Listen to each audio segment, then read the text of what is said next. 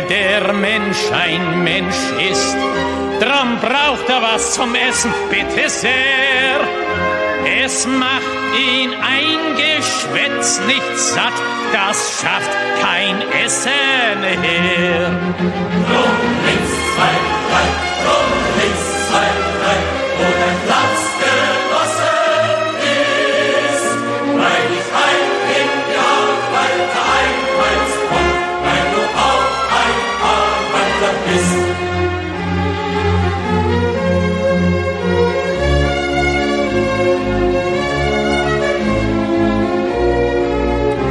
Und weil der Mensch ein Mensch ist, drum hat der Stiefel im Gesicht nicht gern. Er will unter sich keinen Sklaven sehen und über sich keinen Herrn. Drum links, 2, 3, drum links, 2, 3, wo dein Platz genossen ist, weil dich ein in die Arbeiter einweist und weil du auch ein Arbeiter bist.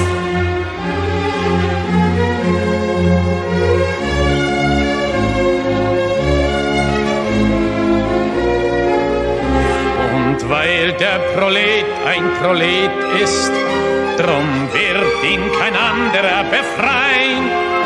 Es kann die Befreiung der Arbeiter nur das Werk der Arbeiter sein. Drum links, 2, 3, drum links, 2, 3, wo dein Platz genossen ist, weil dich ein in die Arbeiter einweist und weil du auch ein Arbeiter bist.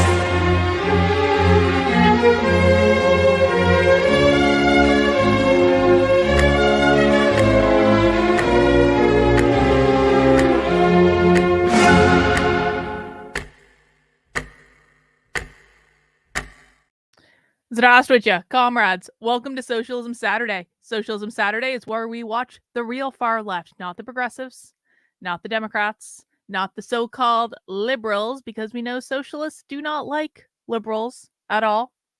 We occasionally dabble in democratic socialist, and we might actually do some dabbling in democratic socialist this week because there was some news out of the democratic socialists that I didn't really cover last week, so we might do it this coming week because there was other stuff that was more important.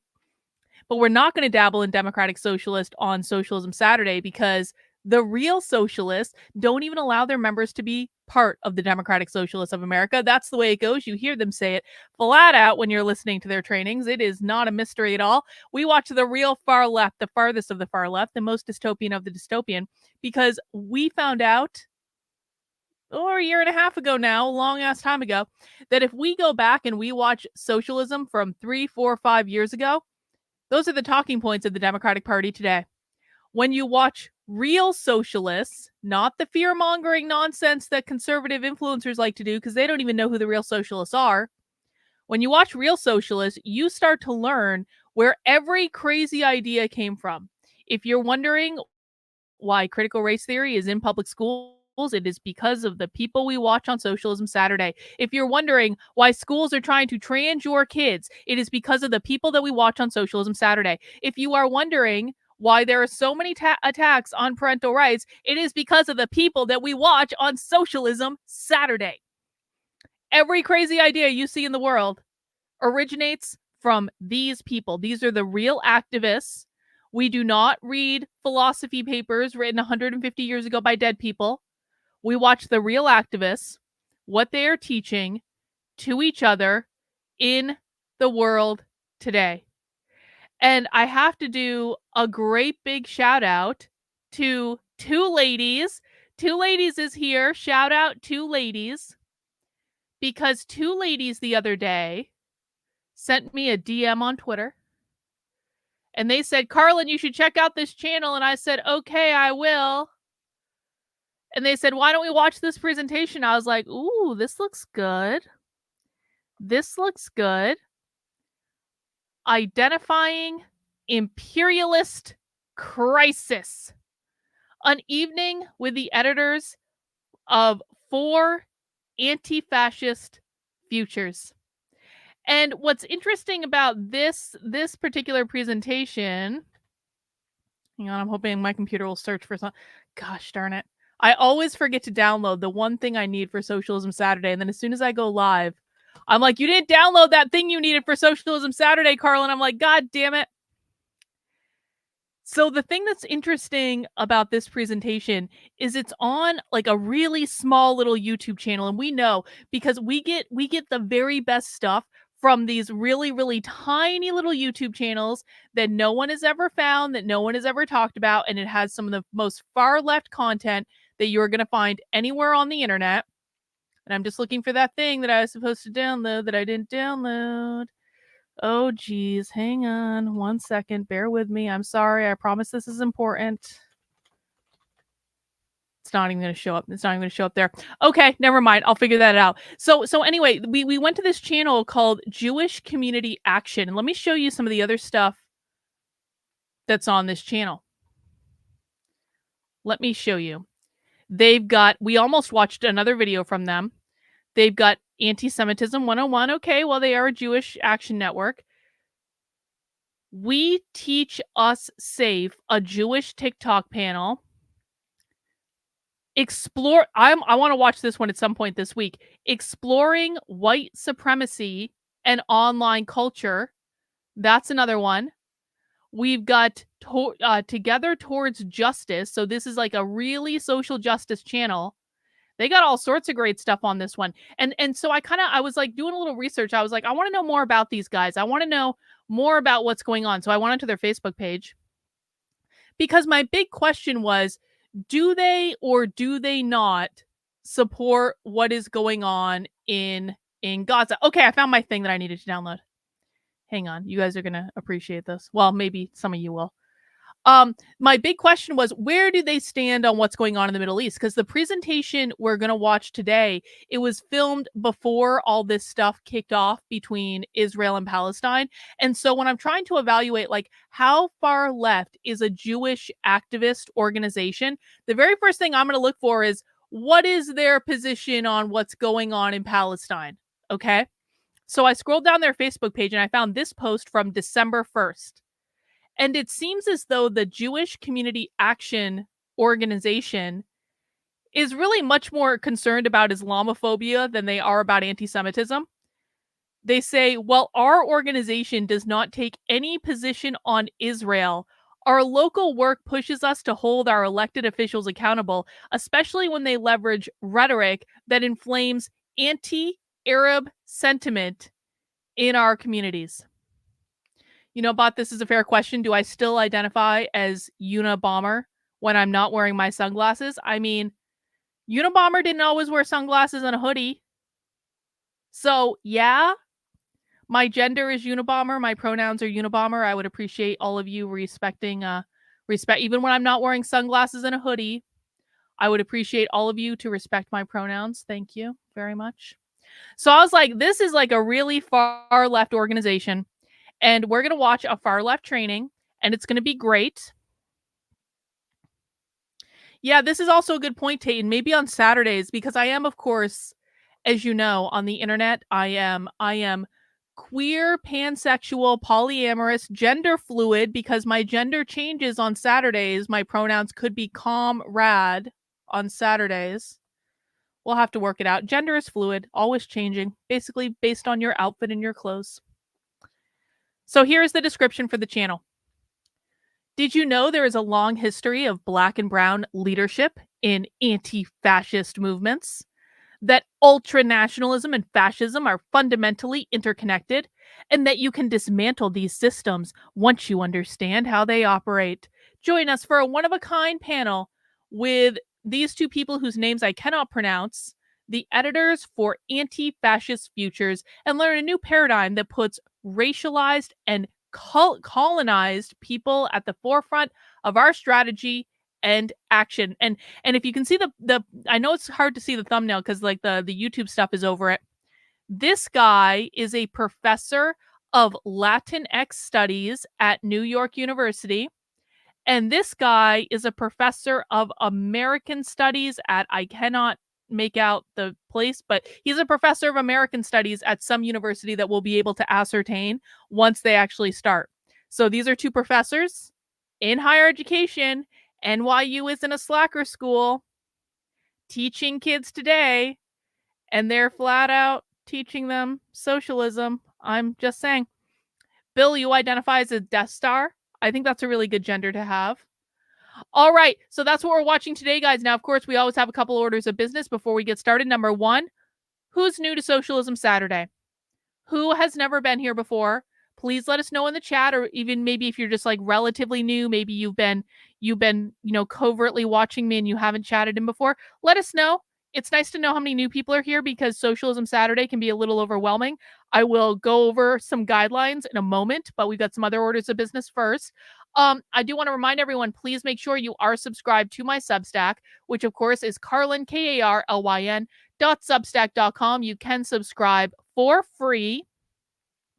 But if you would like to fund the work I'm doing and keep me in business and allow me to do things like Socialism Saturday, please consider supporting the work I'm doing by becoming a member for $8 a month or $80 a year. All of your donations or memberships do fund the journalism I do. The most important thing you guys are funding is my time where I spend watching these videos, picking apart these videos, explaining these videos, using these videos to teach people, stuff like that. I also go undercover at events. I was actually just last night, I was working on this massive list of like gender ideology conferences for 2024. And there's some crazy stuff, man. I was telling Victor, I was like, maybe I should do an entire tour around. If I can raise the money for it, I should do like an entire undercover journalism tour of all of these gender ideology conferences, because there's some crazy stuff coming up. Because like I didn't have access to this last year because they didn't announce their dates yet for these conferences, but now that 2024 has started, they're starting to announce their dates, and I got a whole goddamn spreadsheet because I was putting all these conferences in the Unwoke wiki, and so I got a whole spreadsheet of all of these crazy leftist conferences that are taking place in 2024. And I'm like, I want to go undercover at as many of these as possible. And if I can't go undercover at them, I want to be able to help other people go undercover at them, because I think that these conferences, these trainings, it is the best way we have to know what's coming next, because these conferences are where they teach people what's coming next.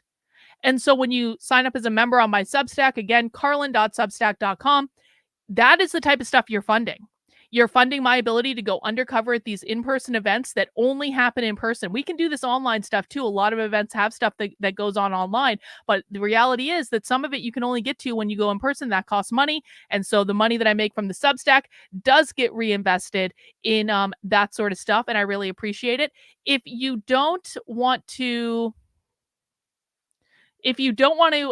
make a monthly or annual gift, you can head over to activelyunwoke.com/support. I do take one-time gifts through there. Thank you to everyone who's been making one-time gifts lately to crowdfund me going to a gender ideology conference in a couple months. I really do appreciate it. Just an update on that. If you didn't hear, we did in fact, bing, there it is. We did in fact meet the goal for my crowdfunding campaign. So yay, I will be going undercover at a gender ideology conference in a couple months. I cannot tell you when, I cannot tell you where, because that wouldn't be undercover, would it? But it is going to happen, and I will be reporting back to you what's going on there, and it's going to be great. It's at a taxpayer-funded institution. You guys know how I love taxes, going to far leftist political ideologies. It's great. Someone in the chat noted too, yeah, if you didn't see this article that I posted last night on the Substack, this is one of the conferences I was looking at. There's a conference coming up in a couple weeks that is the organization for like the national organization for private schools. So people think that like the woke ideology is like only in public schools. No. The woke ideology is not just in public schools. It is absolutely in private schools. And if you want to see what's being taught at the annual conference for the National Association of Independent Schools, which happens in about a month now, you can head over to my Substack, and I'll tell you what. Look at the name. Look at this one presentation. If you listen to conservative influencers, they'll tell you, we've killed off DEI. DEI is dead. We killed it off. Everything's okay, guys. Nothing to see here. Nothing to see here. We killed DEI. It doesn't happen anymore. Well, guess what's being presented at the National Association of Independent Schools in like a month. There is a session that says doing DEI while trying not to make the news. They literally have a session about how can you do DEI at your private school without getting your names plastered all over newspapers for doing things that people don't like. It kind of seems to me as though private schools might be trying to do DEI without anyone knowing that they're doing it. But that's not the only woke presentation. There is a whole laundry list of woke presentations. Every single one of those presentations that I just scrolled through really quickly, all of those screenshots, far left political ideology. And if you don't believe me, you can go and look for yourself. It is all open on their website. All I did was correlate the information into one place so you could look at it in one place. But you can head over to the Substack. Again, Carlyn, KARLYN.substack.com. You can see for yourself and you can judge for yourself what you think about it. This is all in private schools in the United States today. It is not just in public schools. It is school choice is not going to save you guys. Another way you can fund my work is by heading over to the Unwoke Art store, which is, of course, unwokeart.com. And you can get some limited edition stuff right now. We do, of course, have the Trump limited edition Grab Them by the Heart design. And I did this specially. This is only going to be available for like one more week. So you got one more week to get your Trump Valentine's Day special. This is the greeting card option. You can actually get a Valentine's Day card. You can get several Valentine's Day cards if you want to give them out. You can get this design on one of two mugs, or you can get both mugs if you want to. You can get it on stuffed animals. You can get it on a balloon. You can get it on wrapping paper. So perfect for the Trump lover in your life. And you know if you have someone in your life that like really likes Trump, that like gets a kick out. I get a kick out of Trump. I'm not voting for Trump, but I'm genuinely amused by Trump. I think he's really funny. You know, if you have that Trump lover in your life, they're going to look at this and they're going to laugh and they're going to smile and they're going to be impressed with you for picking out such an amazing gift. This is the Trump Grab Them by the Heart Happy Valentine's Day design that is only available in the Unwoke Art store for one more week so that it can get to you in time for Valentine's Day. And you can check that out. There's also a couple more limited editions. Now, this is going to be your last week to get the Unwoke Wiki shirt. Actually, you know what I'm thinking about doing is like, maybe I don't take these designs out of the store, but I just jack the price up on them. So this t-shirt is like $40 right now because it funds the Unwoke Wiki project that I'm working on. But like, what if I, after the limited edition time period, kept it in the store, but raised the price to like $100 or something like that? So it would still be like a limited edition, but like you're gonna pay a lot more for it. Like, I don't know. That's an idea I'm playing with. So it might still be in the store after this week, but if I do end up leaving it up in the store, it's going to cost a whole lot more money than it costs now because that's just the way this is going to work. This is a limited edition design. It's just supposed to be special. It's got the Plague Doctor design on the front, and it's got the Socialist Revolution is real on the back. Yes, Akshay, I fixed international shipping. It does indeed now ship to other countries. I have shipped to France. I have shipped to Australia. I have shipped to China. I've shipped to Canada. So I fixed it. Yeah, I do believe the shirts are available in 3X. I believe so. Not all of them are, but I'm pretty sure this one is. So that is the limited edition Unwoke Wiki design. That's only going to be in the store until February 1st. It looks really rad. And I've also got, of course, the Steamboat Willie Whiteness Means Capitalism design. That is also going to be leaving the store at the end of the month. And so this is your last chance to get a couple of the items that are in the store right now. We're going to be switching out the merch. Limited edition designs do sometimes come back, but maybe not. It really depends on if I feel like it or not. So if you want these designs, make sure you pick them up in the Unwoke Art store this weekend. And that's just the way it goes.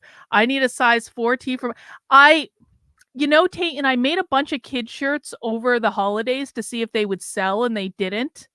But if you want a kid shirt, just like let me know. I'll hook you up with a kid shirt. That's fine. So, Terry, there is a zip-up hoodie for the whiteness means capitalism design. It's actually the same one that you guys usually see me wearing on the show. It says Unwoke art on the front, and then it's got the design on the back. So that is available as well. And honestly, like I own that hoodie. It has a different design on the back because I did it special just for me. But it's like a great hoodie. I honestly like wear it all the effing time. So that's what's going on there. Is there anything else I need to talk about? No. Nope, that's good. That's good. We can get into our show now. Guys, please do mount the like button. Because as you know, mounting the like button is one of the ways that we could possibly inspire YouTube to actually show my content to people who are actually subscribed to my channel. I am massively shadow banned on YouTube, and I can only fix it if you guys help me out. And if you don't want to do that, then stop complaining when YouTube keeps unsubscribing you from my channel. Oh, Akshay. Thank you. That's the other thing I need to talk about. Thank you, thank you, thank you. We need to talk about our Socialism Saturday rules or guidelines. I don't like to say rules. I like to say guidelines. Okay, they're fucking rules, all right? So, for people who are new or newer to me, or maybe you've watched my midweek streams, but you have not watched a Socialism Saturday, Socialism Saturday is not like other streams on the internet. There are a couple of reasons for that. Number one, we're dealing with complex content that we actually need to pay attention to and listen to, and it can get a little overwhelming. It is harder for me to do Socialism Saturday than any other stream I do, because not only am I trying to process what I'm hearing in real time, I'm also trying to teach it out to an audience, okay?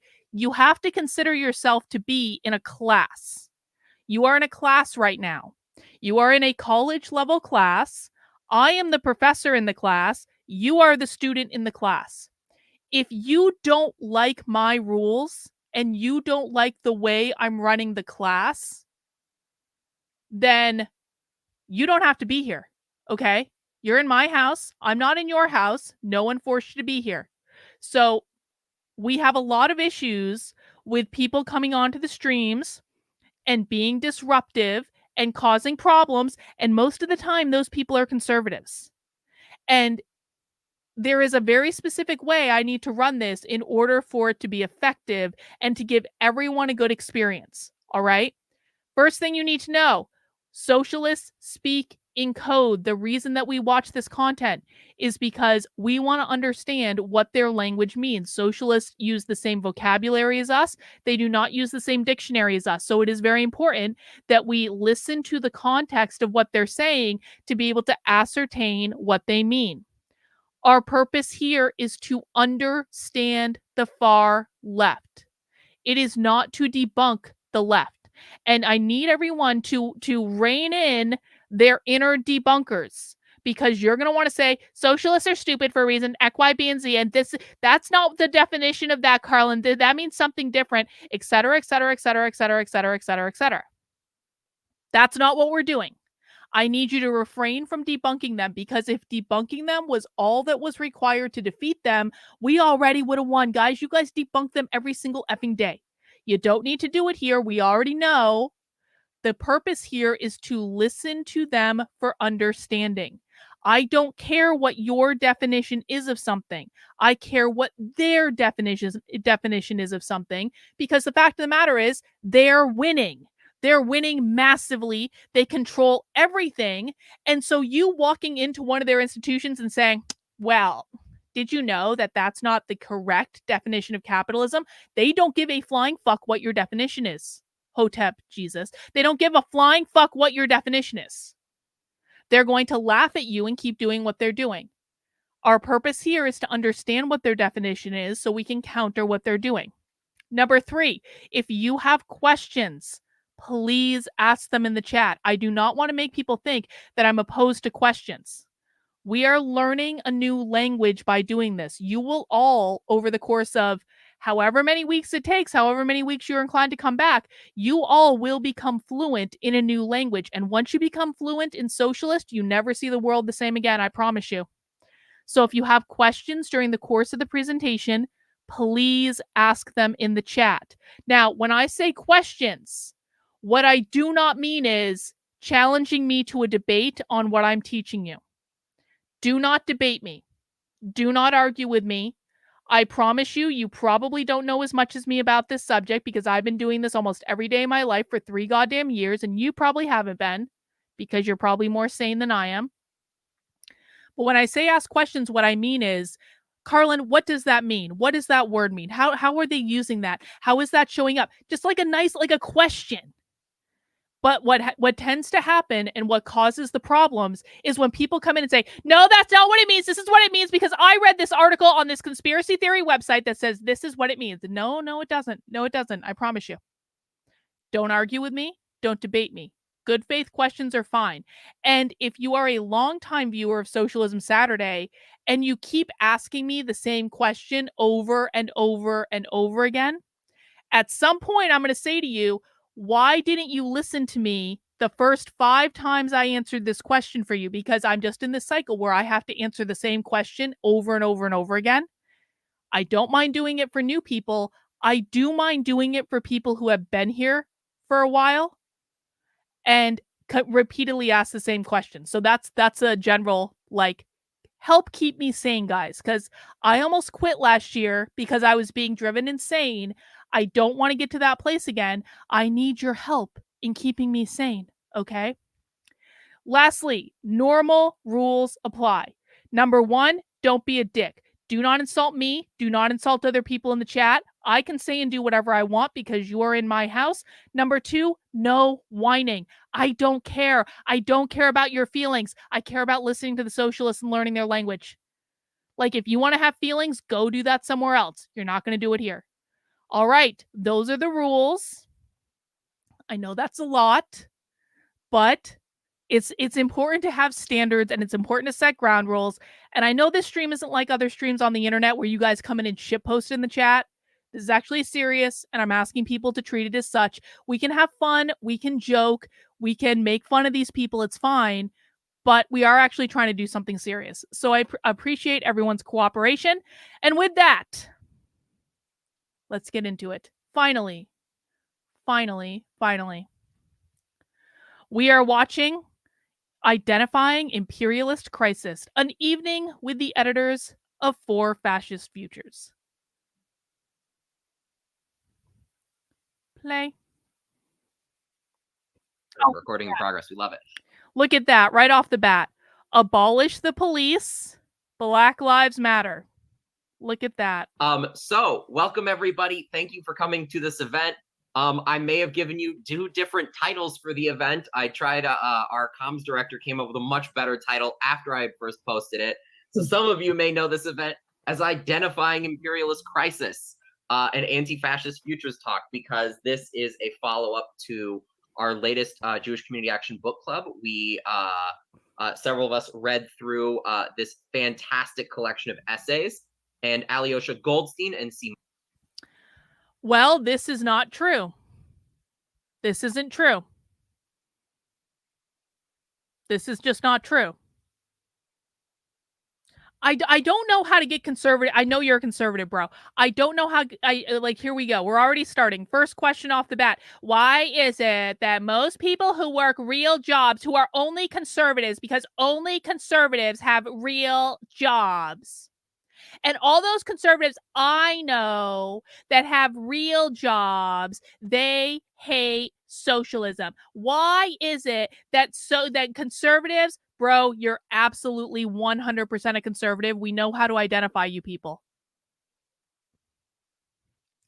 The reality is that if 98% of people who had real jobs hated socialism, we would not be in the position that we're in. In fact, most of you morons who are anonymous assholes on the internet are afraid to leave your house wearing a MAGA hat. Why is that? I know why that is, because I've asked conservatives this before, and they say, they'll slash my tires and I'll get fired from my job if I leave my house wearing a MAGA hat. Why would you be so afraid of leaving your house wearing a MAGA hat if you're going to get fired from your job for it, if 98% of the people who have real jobs hate socialism? How is it possible that the left took over every major institution in this country, to include government, to include media, to include technology, to include education? How is it that they were able to take over all of these institutions if none of them have real jobs? Not only do people who advance this ideology have real jobs, bro, they're probably your fucking boss. Because you people are fascists! We already have our first banned conservative of the day. Goodbye, conservative. You are no longer welcome here. You are fucking useless. Go over to the Daily Wire. They will whisper all the sweet nothings you want in your ear. And that, guys, is why we have rules. Because every single week, conservatives come into this chat and engage in disruptive bullshit, because conservatives aren't actually interested in defeating the left. They're only interested in crying and listening to people who whisper the sweet nothings that they want to hear in their ears every single day. This is why they love the Daily Wire so much, and Ben Shapiro and Charlie Kirk and Jack Posobiec and all of those amazing influencers that only tell them everything they want to hear and never tell them the truth. This is why we have rules. 38 seconds into the presentation. Simone Trujillo are here with us. They are the editors of this volume, and they're joining us this evening for a talk on it. But for those of you who got the other title for the event, the cooler, more fun title, it's Let's Talk About the F Word, the F word being fascism, the big F. What is it? What does it mean? And those are the things that we've learned quite a bit about from this book club. And for those who didn't have a chance to read the book, you get a nice little snip of what we started to learn from this text with our editors this evening. So I'd like to go and let each of them introduce themselves. I don't think I do justice to their full bodies of work. So please, Alyosha, can you go first? And then Alyosha, that's an interesting name. Sure. So my name is Alyosha Goldstein. I Hippie teach parent, American Studies obviously. at the University of New Mexico. The University of New in Mexico. Albuquerque, New Mexico. New Mexico. My work really Beautiful, looks at beautiful the state. historical intersections of colonialism, racialization, and capitalism, Oh! and how these are reproduced in new ways. We've already got a capitalism. Pop quiz for the chat. What does colonization mean? Anyone know? What does colonization mean? He's already just said it. What does colonization mean? Yeah, we did get the trifecta, Maria. We did get the trifecta. Didn't even get a chance to vote on who would say capitalism first. Colonization means implementing capitalism. It means taking over the land and implementing capitalism. It means taking over land, privatizing it, and implementing the oppressive force of capitalism. Excellent. Another vocab word he put in there is racialization, which is one we don't normally hear, so we'll have to listen for more on that. And then, of course, he's got capitalism at the end. Yep, colonization is imposing the institutions of capitalism on an otherwise pure and wholesome region of the world. I love that definition, Kurt. It's in the present and reproduced and resisted. So really looking at those as things that are ongoing, but also have to be remade in new ways to address the ways in which they're confronted with opposition, and everyday folks try to kind of contest those different regimes of power. My first book was about community-based anti-poverty programs in the 50s and 60s, really the war on poverty, but trying to situate the war on poverty within a larger context of Cold War and also the global movement for decolonization. So really decolonization, looking at some of the ways that if colonization is taking land and imposing capitalism on it, privatizing the land and imposing capitalism, decolonization is taking back the land from the evil capitalists and removing the influence of capitalism. Everyone understand? Listen, there's no It is a little bit of I will say this. If you get yelled at by me, first of all, you did something to deserve it. I am the fucking Bobby Knight of training people about what the woke left means. If I'm yelling at you, it's because I want you to learn, but also you damn well did something to deserve it. But you know what I like more than anything else? When people get yelled at by me and they come back. And then they ask good questions. And then they pay attention and then they fucking learn. You may not like me. You may not like my tone. I may even make you cry. But you will learn. And if you're not here to learn, then I don't know what we're doing here. You can go somewhere else where they'll placate your feelings. But part of the problem in our society, I'm sorry, is that people lack resiliency. If you can't get yelled at on the internet from behind an anonymous account, do you guys know the amount of bullshit that I have to deal with on the internet on like a daily effing basis? Like, you would all wilt. If you can't get yelled at by me under an anonymous account, you would wilt and die under the amount of bullshit that I have to deal with on a day-to-day basis. All right? So put on the big boy and girl pants, stop complaining, stop whining, and go with the flow, man. It's the way it goes. Sticks and stones will break your bones, but words will never hurt you. Except in this land where words are violence. Anyway. Yeah, this is why I am the best internet teacher, because I will yell at you, and I'm not going to placate you, and I'm not going to fucking coddle you. And if I yell at you, it's because I want you to learn.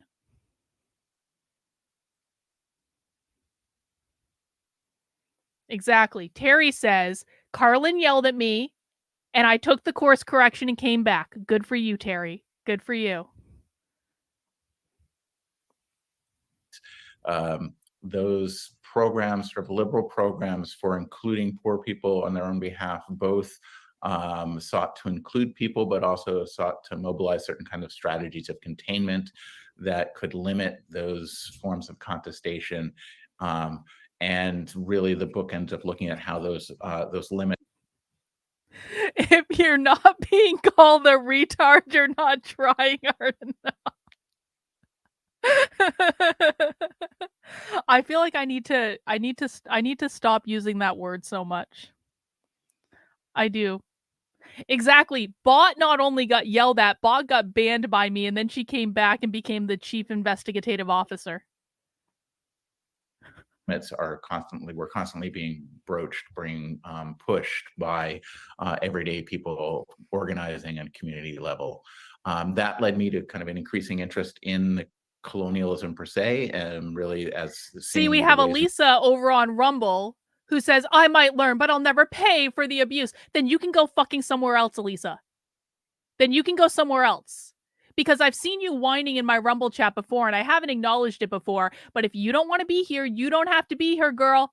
Go find someone else who is, I promise we're going to go back to the presentation after this, but this is like what always happens. Like, inevitably. If you don't like my fucking tone, then go learn from someone else who is teaching this. Oh, wait. No one else is teaching this like I am. No one else is showing you this stuff. If you can't take the heat, get the fuck out of the kitchen. But I'm not going to placate your fragile sensibilities. If you say something that's incorrect, I'm going to tell you. If you keep whining in my Rumble chat, I'm going to tell you to fucking stop. And if I have to hear any more complaining about my tone, you're not going to be here anymore. Anyway. I'm going to shut up now. We're going to stop talking about me. In which colonialism is an ongoing condition. Right.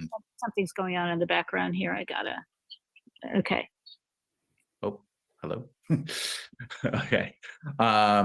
So from that project, I began working on a larger project that was an edited book volume that really tried to think about what colonialism in the context of on the continent, if so, in other words, the ways in which Native peoples in the U.S.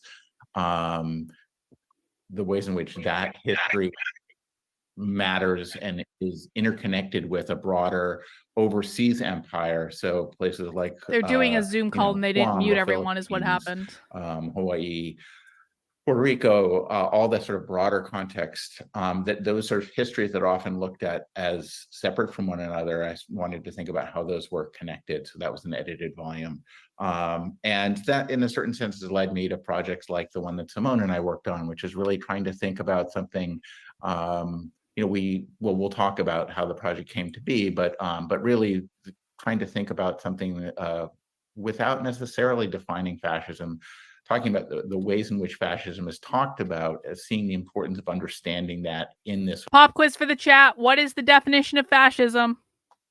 According to socialists, not the dictionary, what is the definition of fascism according to socialists?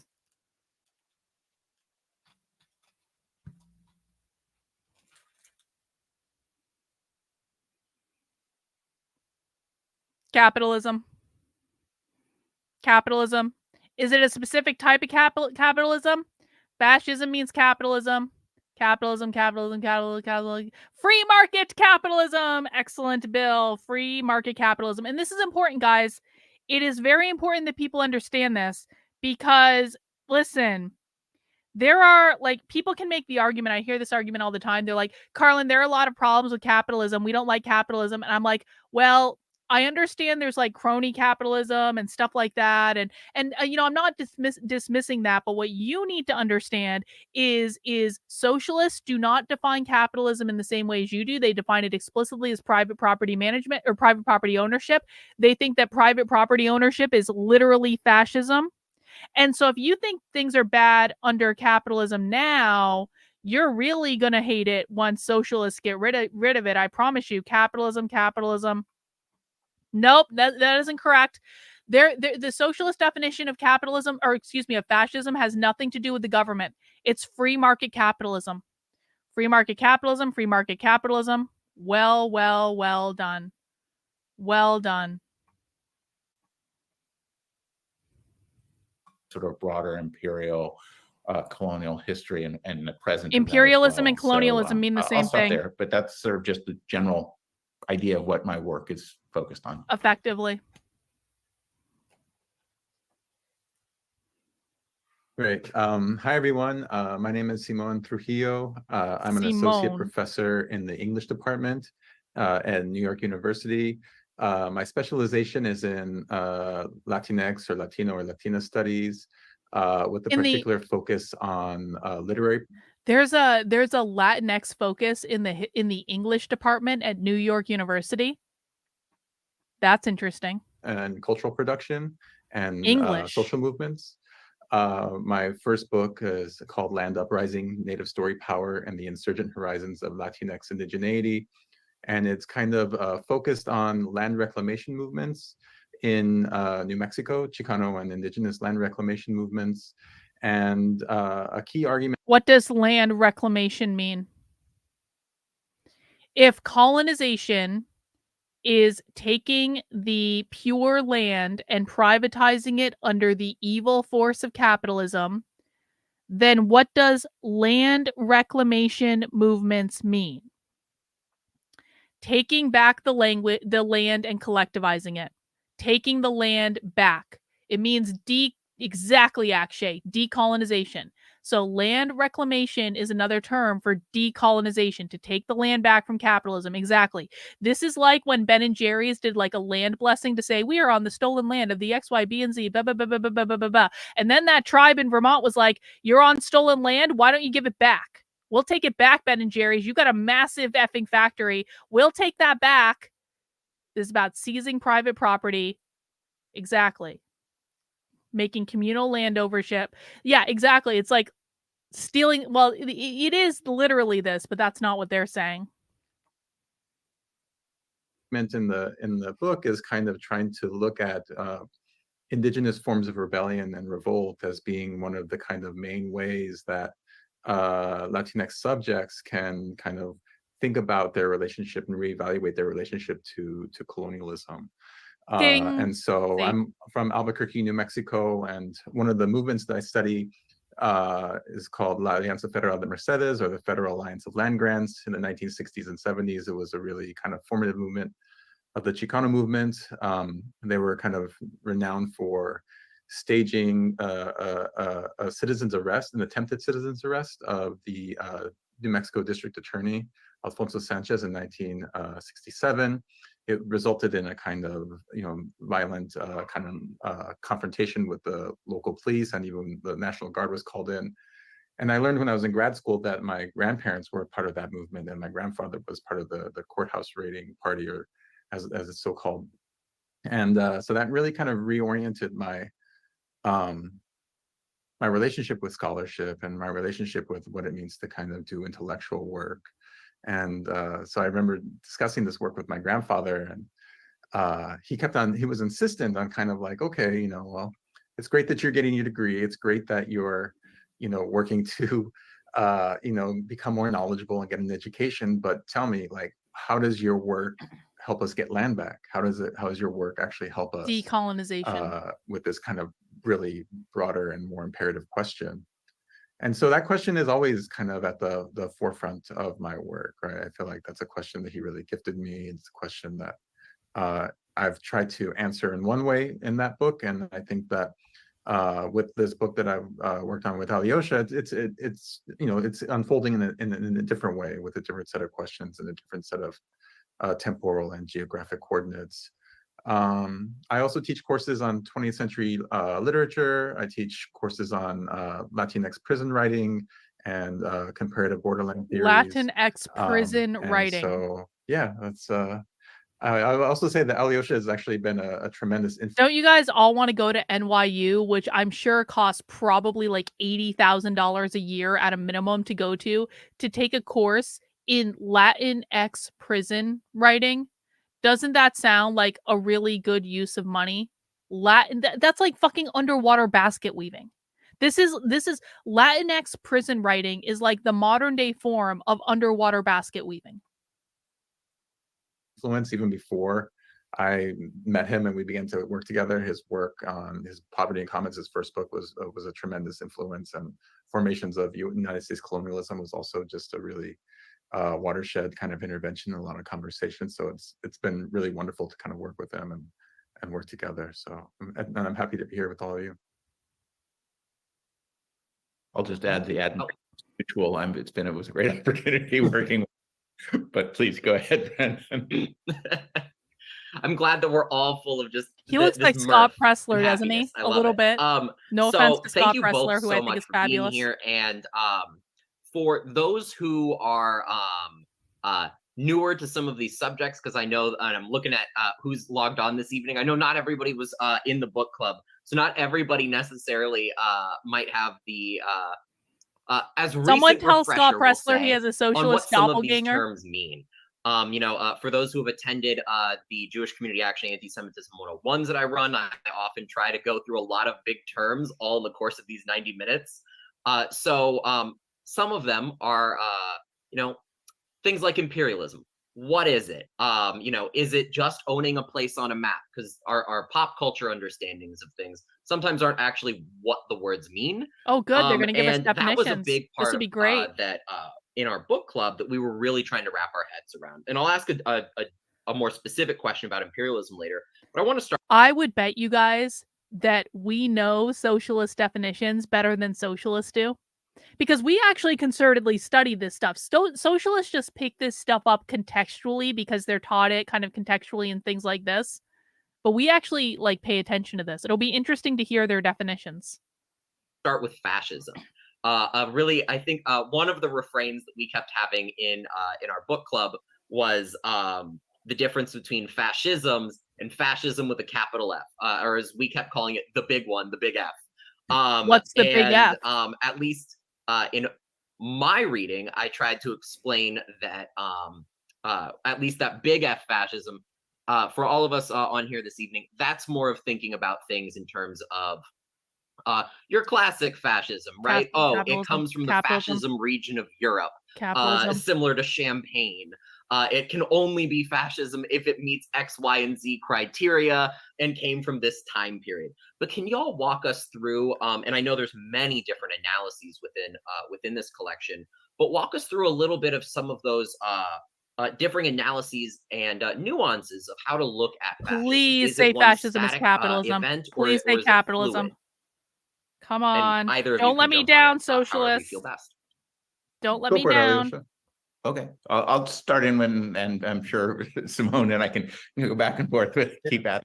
And then also, I think one of the things, at least I was saying to Brandon before, I'm sure Simone feels similarly, like we're very interested to hear for folks who have had a chance to look at the collection already, to hear questions and have discussion around what you've all thought of and what was the focus of your discussions. But anyhow, so I'll say that let me answer your question as I usually do in a slightly roundabout way, which is I wanted to start just to give a little bit of background of how the collection came about, because I think that sort of sets up a little bit of understanding of then why we're approaching the term the way we are. And then I'll talk a little bit about the specificity of terms as well.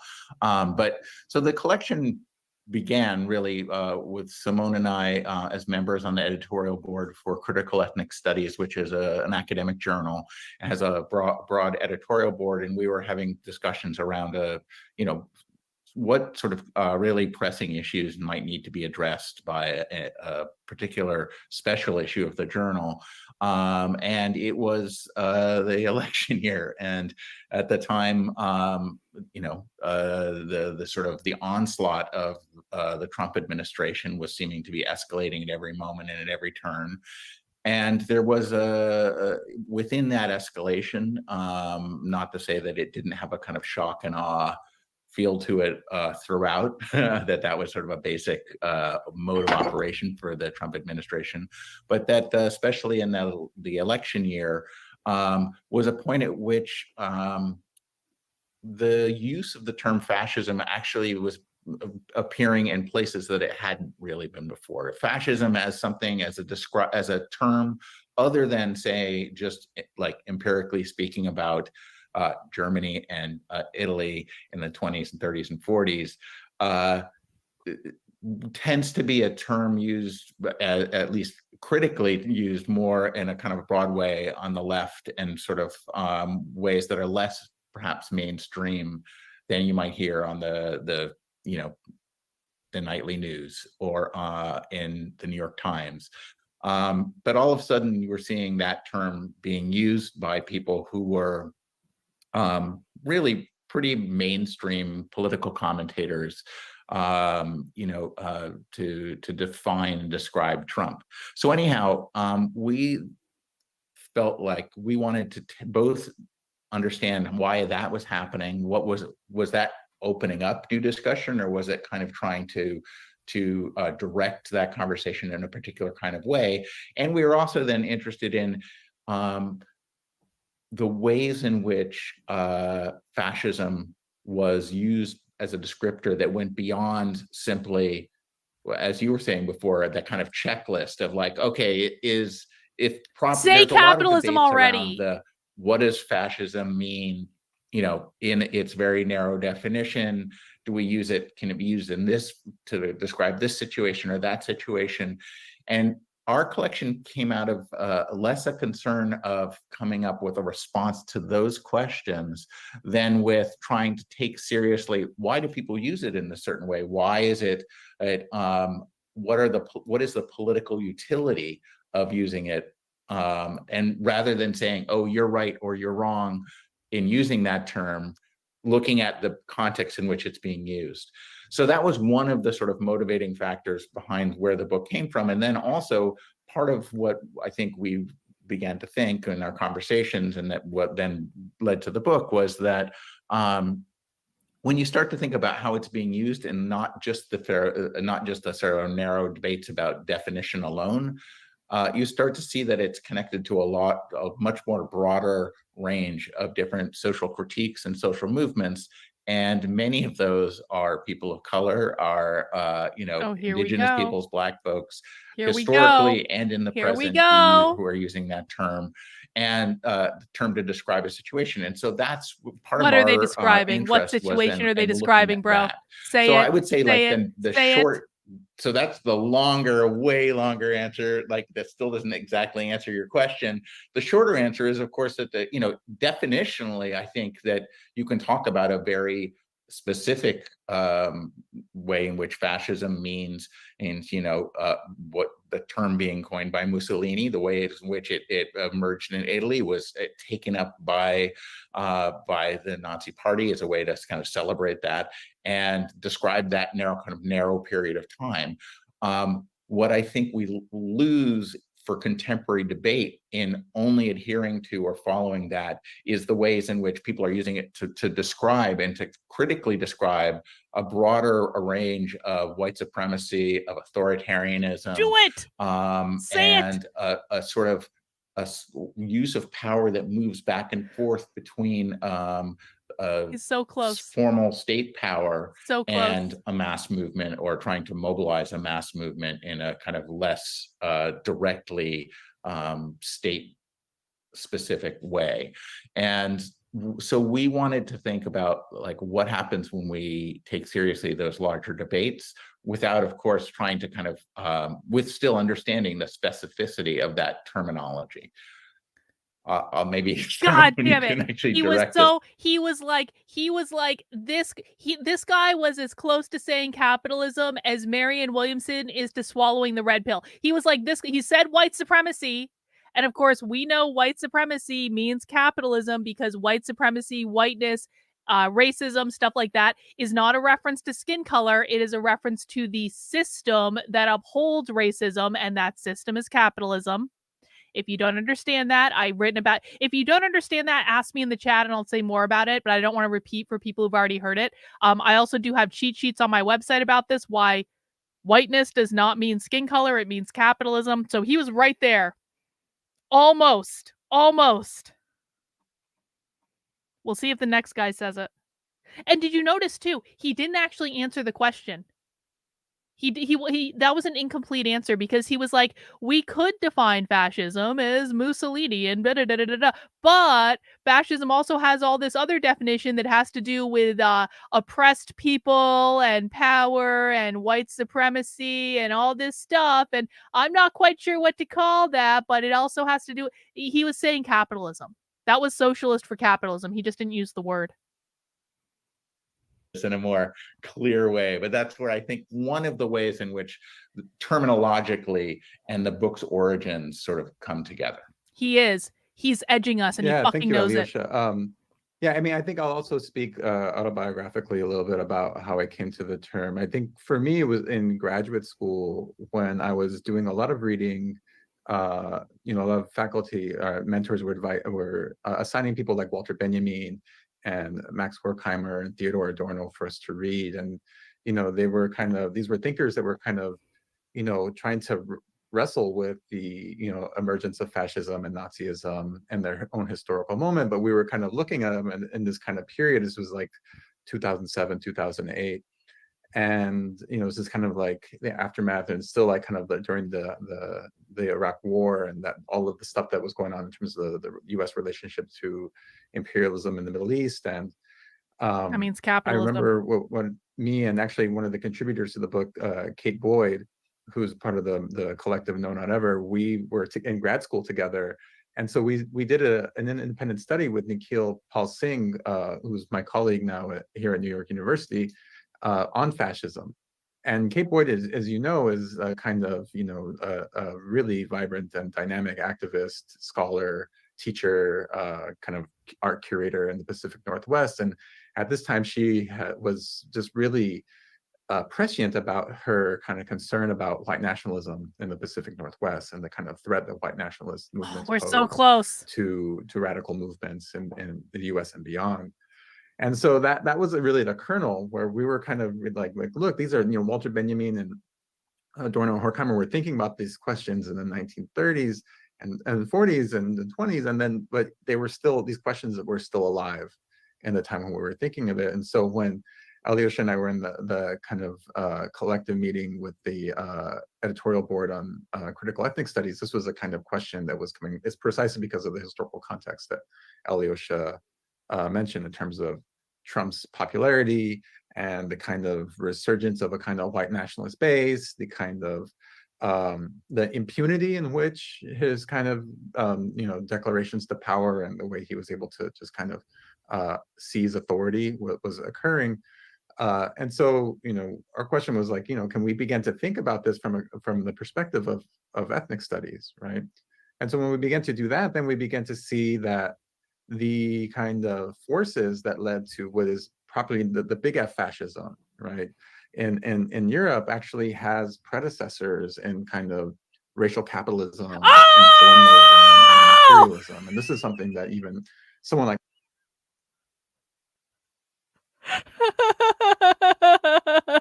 He said it. He said it. Racial capitalism, which means capitalism. Racial capitalism is not different than normal capitalism. It just means exploiting black and brown bodies under the oppressive force of capitalism to create more profit. They said it.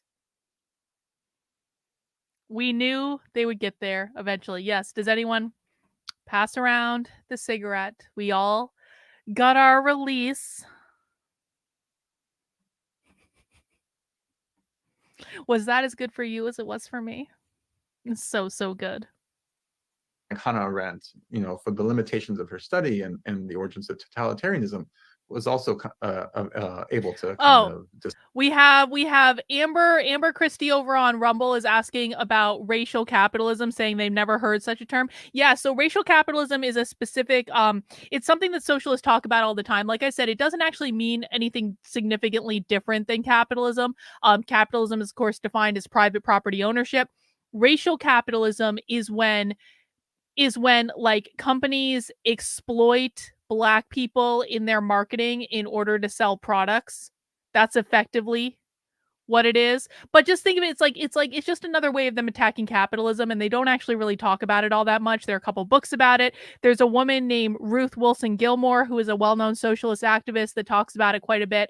But we don't actually encounter that specific term much. Maybe we should do a little bit more research into it at some point, but that's effectively what it means. It just means like socialists already believe that everyone is exploited under capitalism, but they believe that, well, it also has to do with like, it goes back to like why whiteness means capitalism, which is that capitalism, which is private property ownership, created slavery. Slavery created systemic racism. Black and brown people to this day, this is according to socialists, are oppressed because of systemic racism, because of the racial disparities created by capitalism, stuff like that. Discern, right, that the kind of what we call Nazism and fascism actually has its roots in the colonial pillaging of Africa and Asia and the Americas.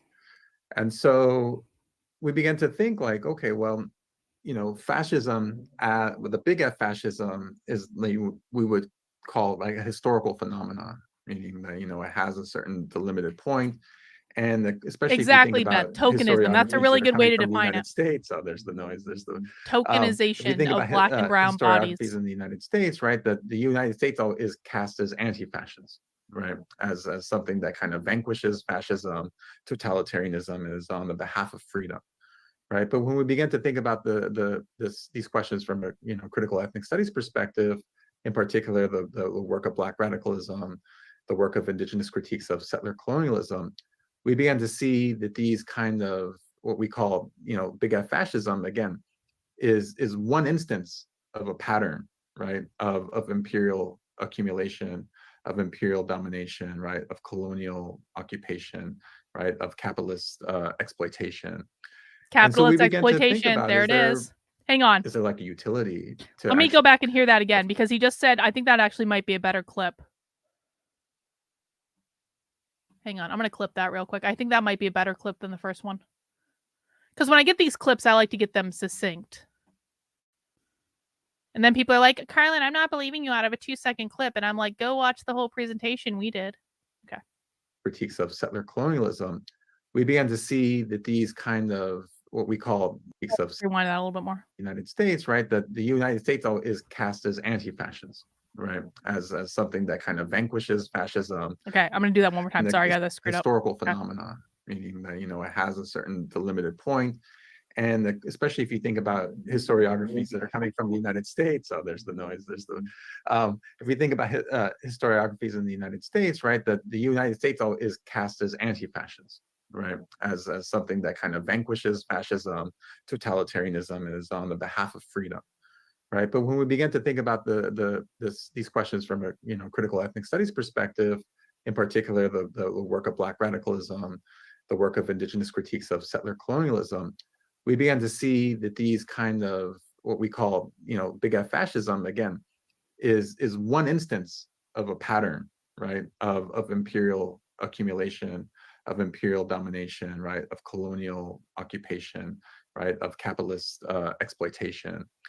And so we began to think about, that was just like there the like a most utility beautiful, to- that was like a beautiful clip. That was like, that had imperialism, colonization, fascism, and capitalism all in the same clip. That was beautiful. Beautiful, beautiful. Thank you, Simone, professor at New York University. We appreciate it. to actually trying to not necessarily define the term, but kind of reactivate its kind of rhetorical effects, especially away from a kind of predominant way that anti-fascism is kind of parlayed by liberals, right? Which kind of see the U.S. as kind of the beacon of freedom, and in no way tied to the kind of atrocities that marked fascism and Nazism. So that was really kind of, so that was one way how we began to kind of disentangle this, and how we began to use fascisms, plural, to begin to think about it as a more variegated, boundless form of power. Just going to continue. It's okay if I continue to build on that in terms of what Simone said, because so what Simone was just saying, I think also really it points to, I think there are at least two ways in which the collection and which as relating to terminology, but also relating to context, that was really primary concerns for us, and they were these sort of exceptionalisms around trying to use that term to sort of to call out Trump, but in doing that, as someone was just describing, and that worked to exceptionalize. Trump became the kind of the breaker of of norms from a certain perspective, an extreme version that went beyond what would be properly acceptable, and the frame that we were trying to introduce was one that that rejected that kind of exceptionalism, that rejected an exceptionalism that that somehow saw there no connection between even an Obama era of a kind of neoliberal multiculturalism that was also imperialist, and a Trump. Hang on. That's okay, Terry. Didn't he say Antifa aren't anti-fascist? No, well, Antifa literally stands for anti-fascist. So he wouldn't have said that. And if he did, he misspoke. Antifa absolutely means anti-fascist. Sort of the kind of raw power of Trump's kind of authoritarianism. Now, we're not trying to say they're the same thing, but that but if you exceptionalize Kind of are. Trump by calling him fascist in a particular way, then it can make invisible or make it difficult to see the kind of deeper connections. And so part of what we were also trying to do by de-exceptionalizing that was to allow those connections to remain in place, even as the differences also matter. So I was also going to add one other thing, which maybe in this context, we'll see, might be a critique of another kind of exceptionalism, I think. As someone who's Jewish, I feel like that there's a particular way in which the kind of language of fascism gets mobilized that exceptionalizes Nazi Germany in a particular kind of way, which is not to in any way question, again, the horror that was Nazi Germany, that was Nazism, but rather than seeing that as something wholly unto itself, part of what we were trying to do in the collection, just in some small way, was, again, as Simone was describing, to situate that in relationship to these longer, or not always longer, but other histories that were both before, simultaneous with, ongoing after, to really to again look at what happens when we look at those interconnections, rather than trying to see like this is the worst thing that's ever happened in history and is different and unlike any other moment. And so as someone who's Jewish, that de-exceptionalization is very important for me. It's part of also how you build solidarity and build movements and build coalitions, is by understanding how those histories are impact people in multiple ways, rather than trying to make an exceptionalist history. So again, beyond what you were asking, but hopefully helpful. Extraordinarily. And I'm very glad you both were mentioning these aspects of imperialism and also exceptionalism. I definitely want to circle back to that in a little bit. But next up, I definitely wanted to broach imperialism, because it's as I, at least in shorthand, say, it's not just owning places on a map. And sometimes it's a little tough for I've found, for folks to wrap their heads around it, because imperialism, we think it's the bad guy, right? We think it's Star Wars, the Empire, or we think it's a long time ago and it's European colonies carving up Africa. But hang on. When you're watching socialism, we're going to have to work through a lot of points where it's word salad. So, like, part of the challenge of learning socialism or socialist rather, part of the challenge of learning how to speak the language of socialist is that they go through these periods in their presentation where they're literally saying nothing. They're speaking academic. This is the language that is spoken in universities. I had to live this for a long time because I worked in higher ed for 10 years and I have a doctorate and all that stuff. And so this is how they actually do speak, but it's a weird language in which they will take 18 words to say something that they could say in like 2 or 3 words, but they're trying to be flowery and impress each other. And so that's just one of the things that you have to deal with when you're watching socialism. And it's just like, we just have to work through it. Get a project, get a craft, man, get some alcohol. I find alcohol does the job. It really does take the edge off when we're listening to 5 minutes of word salad that doesn't actually say anything. But that's just something you have to accept if you're going to do this. It's part of how they get you to turn your brain off and not listen to them, is they say things in the most flowery way possible. They all know what they're saying, though. They all know what's going on. They all understand each other. That is a good point, Akshay. Can you explain real quick what modern imperialism looks like, what it looks like today? And I would say let's think this is like your incoming students, just because I know not all of us are on the same page. Then I'd love to hear a little bit from each of you about how we're seeing imperialist ventures. Oh shoot, what is the way of saying it? That Cesar's look of fascism is imperialism turned inwards, and how do those forces of imperialism abroad affect us here today? And I guess in a way, why should we care about it as those of us living in this imperial core?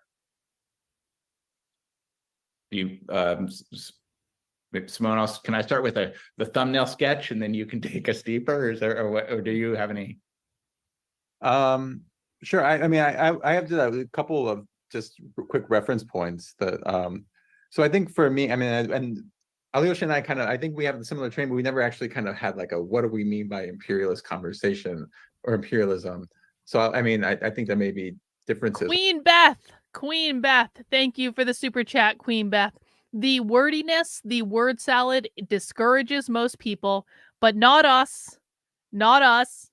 We are 2 years at a minimum ahead of most conservative influencers that talk about this stuff, because we sit through the hard stuff, right, Beth? We do the work. Thank you for the super chat. I do appreciate it. Are probably definitely overlaps. I think that in one sense, I'm thinking about imperialism in the way that Vladimir Lenin talks about it, in terms of like imperialism as the highest ultimate stage of capitalism. Oh! Right? So in another sense, that imperialism becomes Two ladies, I am buying you a beer next time I am in your hometown, two ladies. This presentation is paying off dividends. Tayton, thank you for the super chat. You see, chat, these people live in this language. Every question asked has an answer to these people. Exactly. Exactly. All right, let's get that clip of him saying that imperialism is capitalism, just like Lenin defined it.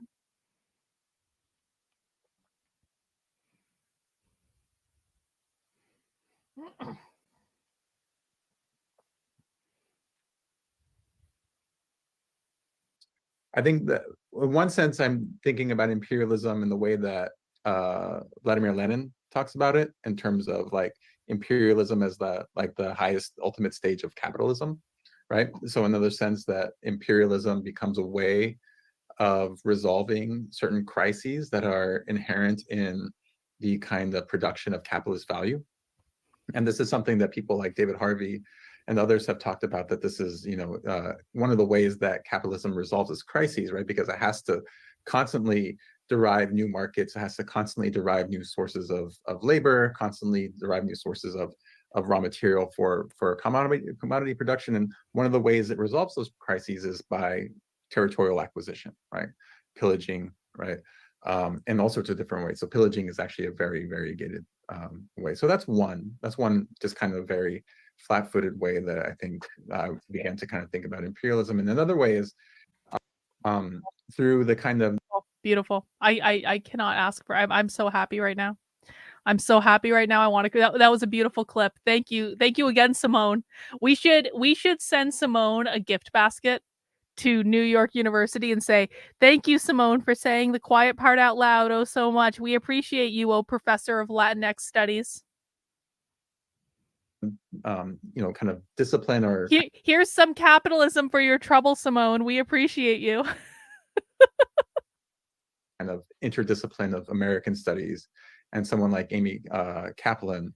And I think, do you remember what year her address was, Alyosha, to the American Studies Association? It must have been in the mid to late 90s. Yeah. So, American Studies was, it was founded as a kind of like I should send him a socialist always lie field of teacher. knowledge that was looking to kind of try to create these ways of hegemonizing U.S. culture abroad. Amber Christie over on Rumble says, the only way to watch this is with Carlin. Carlin makes it entertaining and bearable. I do my best. When I'm not yelling, I do try to make it entertaining and bearable. So I appreciate you guys. I've noticed that a lot of conservative talk shows just keep spewing the same facts over that really solve nothing, stuck in the same rut. I have noticed that too, Jeffrey. I've noticed that too. Have you noticed that conservative talk shows don't actually seem to understand what they're talking about when it comes to this topic because they don't do the work like we do? I've noticed that as well. Right. And so what Amy Kaplan did was actually kind of help to reframe the question of American studies toward a kind of more sustained engagement with the question of imperialism.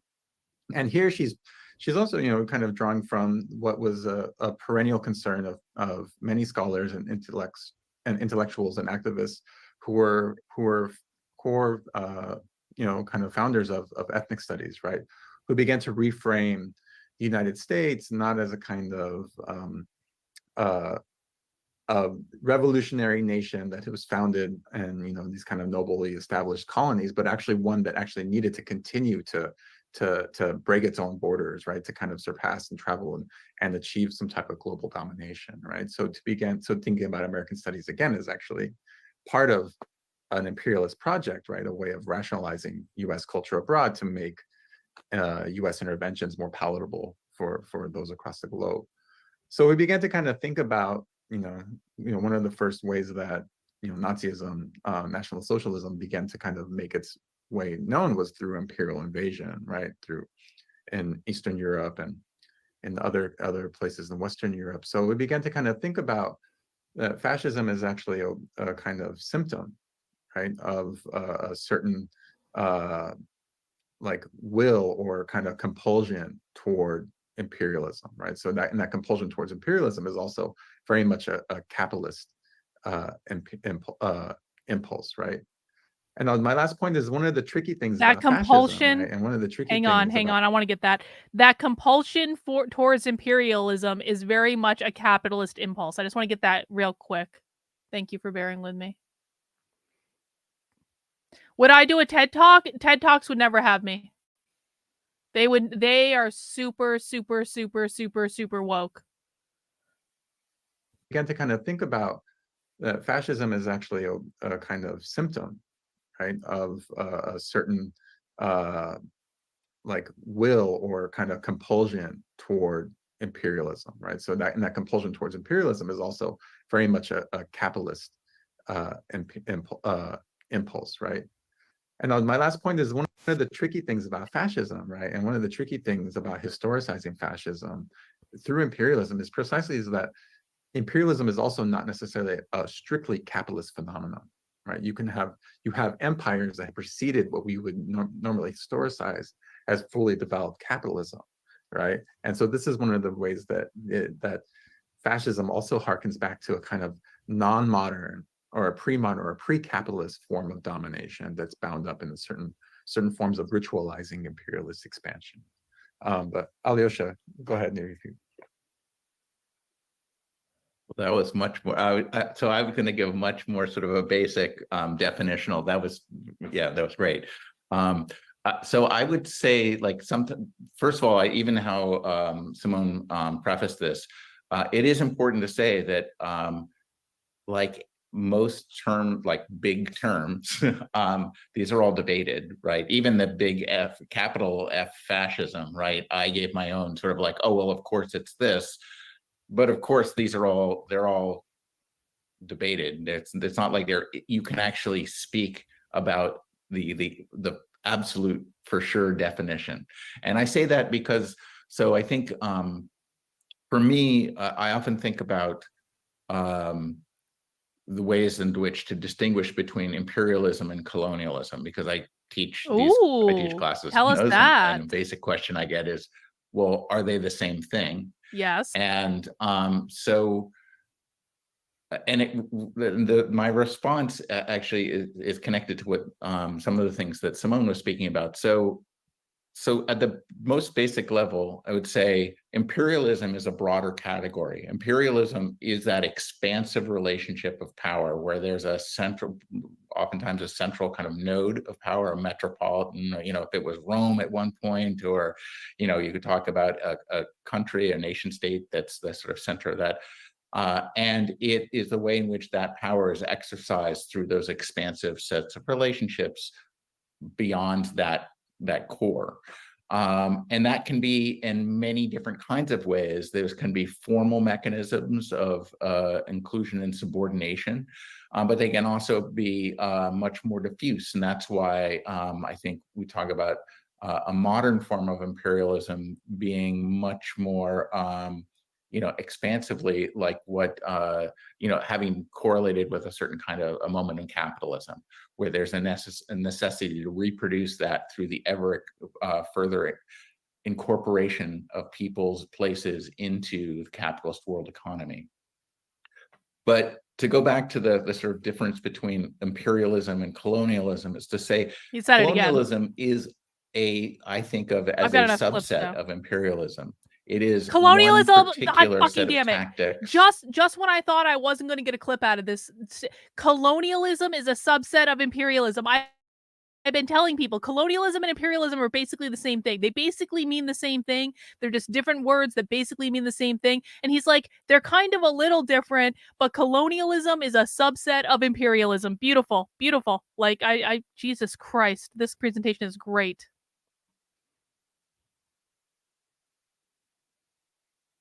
They basically mean the same thing.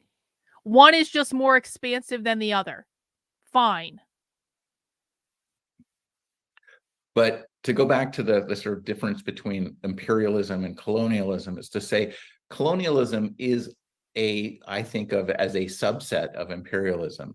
It is one particular set of tactics that are tied to territorial acquisition, territory, and the governance of economy of different territories. So it's a land-based, and even that then plays out in different ways. So there are different modes of colonialism. Like we talk about settler colonialism being a mode in the in actually the British colonies, or the former British colonies are mostly what we think of as settler colonies. That's Australia, Canada, the United States, New Zealand, or Aotearoa. And these are places where the colonizers came and then they broke with the colonial form, in this case Britain, and declared their own independence, but they stayed, and therefore the dynamics of colonization continued. But again, that's one smaller set of, or more narrow set of tactics within a broader category of imperialism. So I don't know if that. Thank you. He gets a gift basket too. Here's your capitalism. Can I address something that was mentioned in the chat about, I think Sia mentions about consider how secularism supported colonialism and imperialism. And I think that's actually a really astute point. There's someone who, there's a Lakota scholar, Vine Deloria, in his book, God is Red, kind of talks about the overlapping epistemology or overlapping regimes of truth between Are you shitting a kind me? of Christian-oriented version of time and secularism, right? And he talks about what one of the things that they share is that they kind of they value. What does he mean when he says a Christian orientation of time? Let me ask that in a different way. How does time relate to capitalism? Because that's really what he's saying, right? Time is a capitalist enterprise. How is he saying that time, the concept of time, relates to capitalism?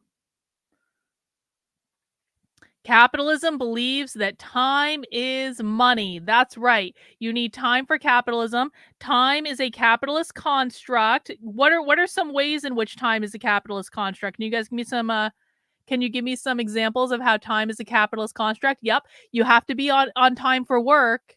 You have to punch a time card. You have to be productive every moment that you're at work. All of those are related to time. Time is money. Time, you need time to produce things for the capitalist enterprise. Time is a construct to abuse labor. You can buy someone's time. Buying someone's time is capitalism, isn't it? You have to be on time to work. Punctuality means capitalism. Time is money. Time is money. Work hours, time clock. Oh, there's that pesky Smithsonian graphic that the conservatives are all like, this proves that this is about skin color. And I'm like, bro, how is time about skin color? Because time is literally on that graphic, isn't it?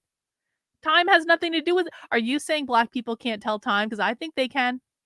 I think they can. The workday, you sell your time for profit under the oppressive system of capitalism.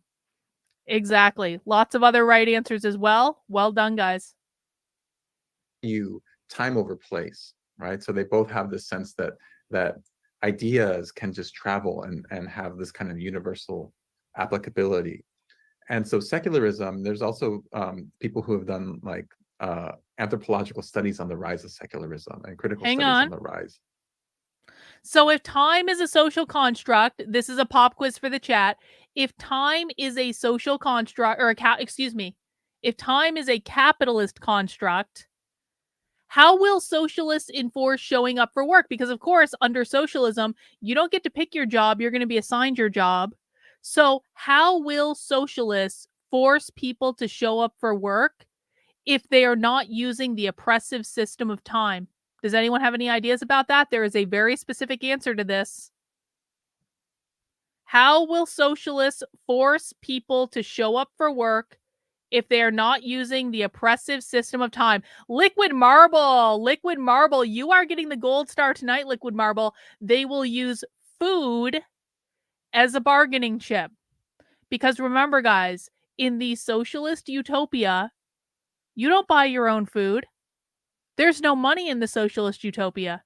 You are given food by the government. You are given your rations by the government. You don't even have a private kitchen in your house. We've talked about that. They've said that on video. Yes, they have. Just search kitchen on my channel. The videos will come right up. So if you don't go to your assigned job, you don't get your food rations, buddy. He who does not work does not eat. And that is a form of the social credit system. You don't work, you don't eat. If you want to work, if you want to eat, you will go to work. They will not give you food. Food rations. That's how you get your meals. That's how you get your food rations. You don't work. You guys are so good. You don't work, you don't eat. food, rations, no work, no eat. Resources are withheld. Probably not just food, by the way. Remember, they're going to control the energy sector as well. Do you want to heat your home during the winter? I live in New Hampshire. It's cold here right now. Do you want to heat your home during the winter? Who do you think is going to control the energy? Do you want to travel outside of your city? Who do you think is going to control gas? Food incentivization, collective kitchens. Exactly. Your 2,000 calories a day diet.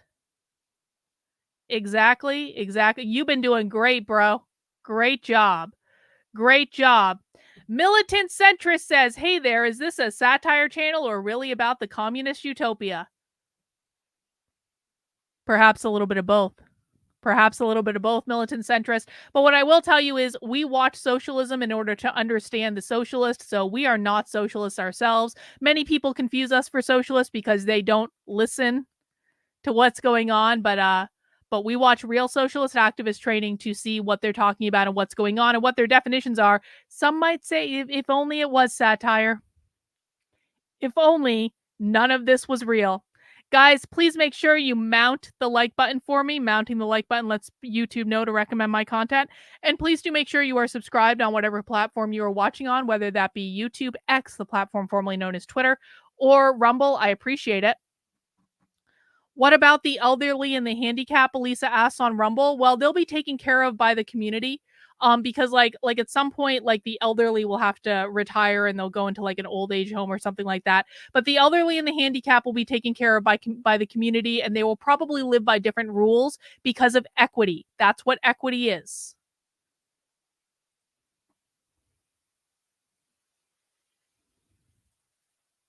Of secularism. And what they began to see is that secularism actually, even though it kind of sheds the veneer of a kind of Christian dogma. Isn't that that's like one of my favorite episodes of The Twilight Zone? If you guys haven't, I think it's called The Obsolete Man. If you guys haven't seen that, first of all, everyone needs to watch The Twilight Zone. If you have never watched the old school Twilight Zone, like you need to go get just binge watch the old, because the Twilight Zone, the Twilight Zone is so good and it's so relevant. And The Obsolete Man is one of my favorite episodes of The Twilight Zone. It's so good. We need to have a Twilight Zone marathon in my Discord, I think. Yes, Rod Sterling. Actually retains certain precepts about a notion of history and a notion of reason and the disembodiment of reason, right? And so I definitely think that this notion of a secular modernity, in many cases, occurs when certain forms of Christian imperialism aren't imperialist enough. In other words, secularism helps to kind of advance a certain imperialist vocation in ways that certain Christian dogma would prevent it from. And so one instance would be in the kind of legacy of Spanish colonialism and the ways in which Spanish colonialism was really underwritten by a Christian ethic of love, right? It was a Christian ethic, a Catholic ethic of love, right? In fact, I think, so for those who don't know, I do movie night in my supporter Discord on Sundays at 8 p.m. So become a supporter on the Substack and you can come and join us for movie night in the supporter Discord every Sunday at 8 p.m. We're watching a sci-fi movie from the 50s tomorrow with Leslie Nielsen. What is the name of the movie we're watching tomorrow? I looked it up before this. The Forbidden Planet. We're watching The Forbidden Planet tomorrow at 8 p.m. in the Discord. But so during the month of April, I get to choose all the movies because it's my month of narcissism. And now I'm seriously considering, should I do for April, one of my movie nights, maybe we do a little mini Twilight Zone marathon where we watch all of my favorite episodes of the Twilight Zone. And we talk about all my favorite episodes of the Twilight Zone. We could bang out 5 or 6 episodes of the Twilight Zone and have a good discussion about it. That's a good idea. I'm going to do that. We actually, Rich, we did watch Gattaca for movie night. But I think that was inspired by the Forbidden Planet, wasn't it? That was one of the precursors. Yeah, we're going to do a Twilight Zone marathon movie night in the supporter Discord in April. I've just decided. not necessarily hate speech, but love speech, right? They really felt like they were enacting God's love through through pillaging and through imperialist violence. But once the kind of turn to secularism arises, which we also see as the turn to kind of modern nationalism, right? We actually see a kind of emergence of a notion of private property ownership, right? A notion of kind of empty homogenous time of the nation, right? The idea that What's the definition of capitalism? Is that private property ownership? The emergence of a notion of private property ownership. Oh, tell us more. Tell us more. The Catholic imperialists, the colonial imperialists, had a notion of private property ownership. Tell us more, Simone.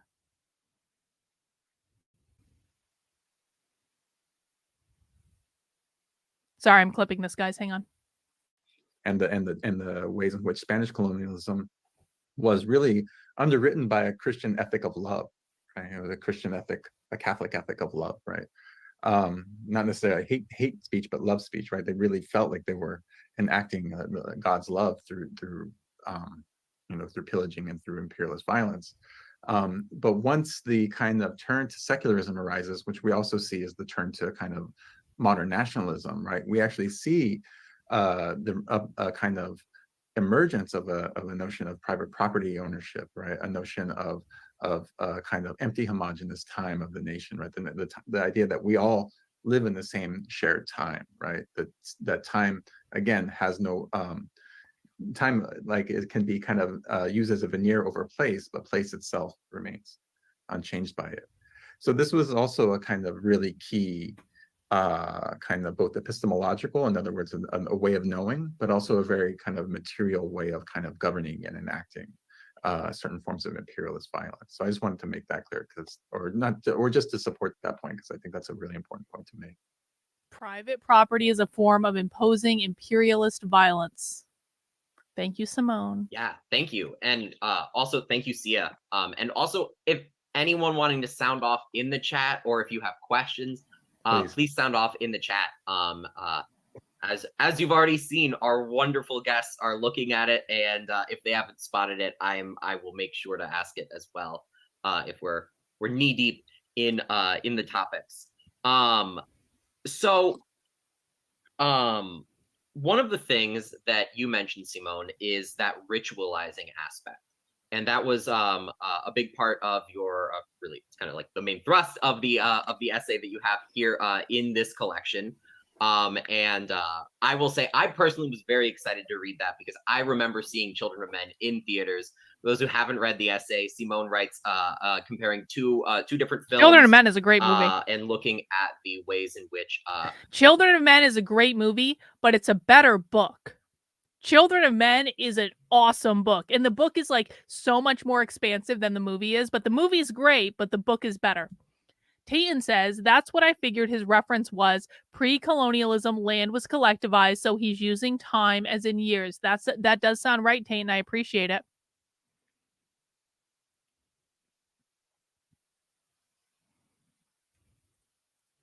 Refugees and migrants are represented and treated. And how we can use that to go and look at how fascist cultures form. But for me, I'll tee up this question with, here's what I remember in 2006, because I was in high school. I grew up in Dallas, Texas. I grew up in an area that was full of many George W. Bush acolytes. I grew up in the neighborhood that the George W. Bush Presidential Library was then built in. And I remember that movie was interpreted two ways in my immediate like high school vicinity. It was either interpreted as an attack on the president, as of course pretty much the classic "you're with us or against us." Even George Lucas tapped that into Star Wars. But the other was a very odd thing that I saw, where people were misinterpreting the film to think that it had a secret pro-life aspect to it, that in a world in which people are not having babies, that this is the inevitable result of abortion run amok. But I found I hadn't watched the film in years, so when I read your essay and then I went back and watched it, my goodness, the ways in which things have changed in the or accelerated, not changed, accelerated in the last 20 years, was quite astounding. And yeah, I don't even have a question. I just quite enjoyed your essay. A lot of us in the group enjoyed it. But for those who didn't have the wonderful pleasure of reading it, can you tell us a little bit about what you mean by ritualizing, and what the aspect of devotion is? Yeah. Thank you. No, I appreciate that. Thank you so much. Thank you. And Children of Men, I saw it in the theater too, and I was just like devastated in terms of just kind of the despair it brought up, but also just blown away by the filmmaking kind of quality. So yeah, I mean, I think I'm in that essay. I was really trying to think, and I'm still trying to think about kind of this irresolvable question around fascism, right? In the sense that it relies on a certain sense on a kind of mass form of irrationality, what we would term irrationality, right? It means like people acting out of their own self-interest, acting against their own self-interest, right? In many ways, people doing really harmful things, acting in kind of forms of like sheer brutality. But it's one of the things, again, about fascism that's also people have mentioned in a lot of different ways. It's not necessarily just brute authoritarianism. It's not just one strong man saying, you need to do my will or else, right? And this is something that people like Cristina Beltran actually talks about in her book, A Cruelty of Citizenship, that there's a participatory politics to it. So in other words, there's what we would consider to be a democratic ethos, right? So there's people are coming together and in the mass and saying, yes, this is what we want to do, right? Even if it's gonna like kind of annihilate our life chances drastically, this is what we want to do, right? And so I think I was kind of really just trying to think about what is it that brings out this kind of will to brutalize, right? And what brings out a certain indifference to brutality, right? Or a certain craving for brutality, right?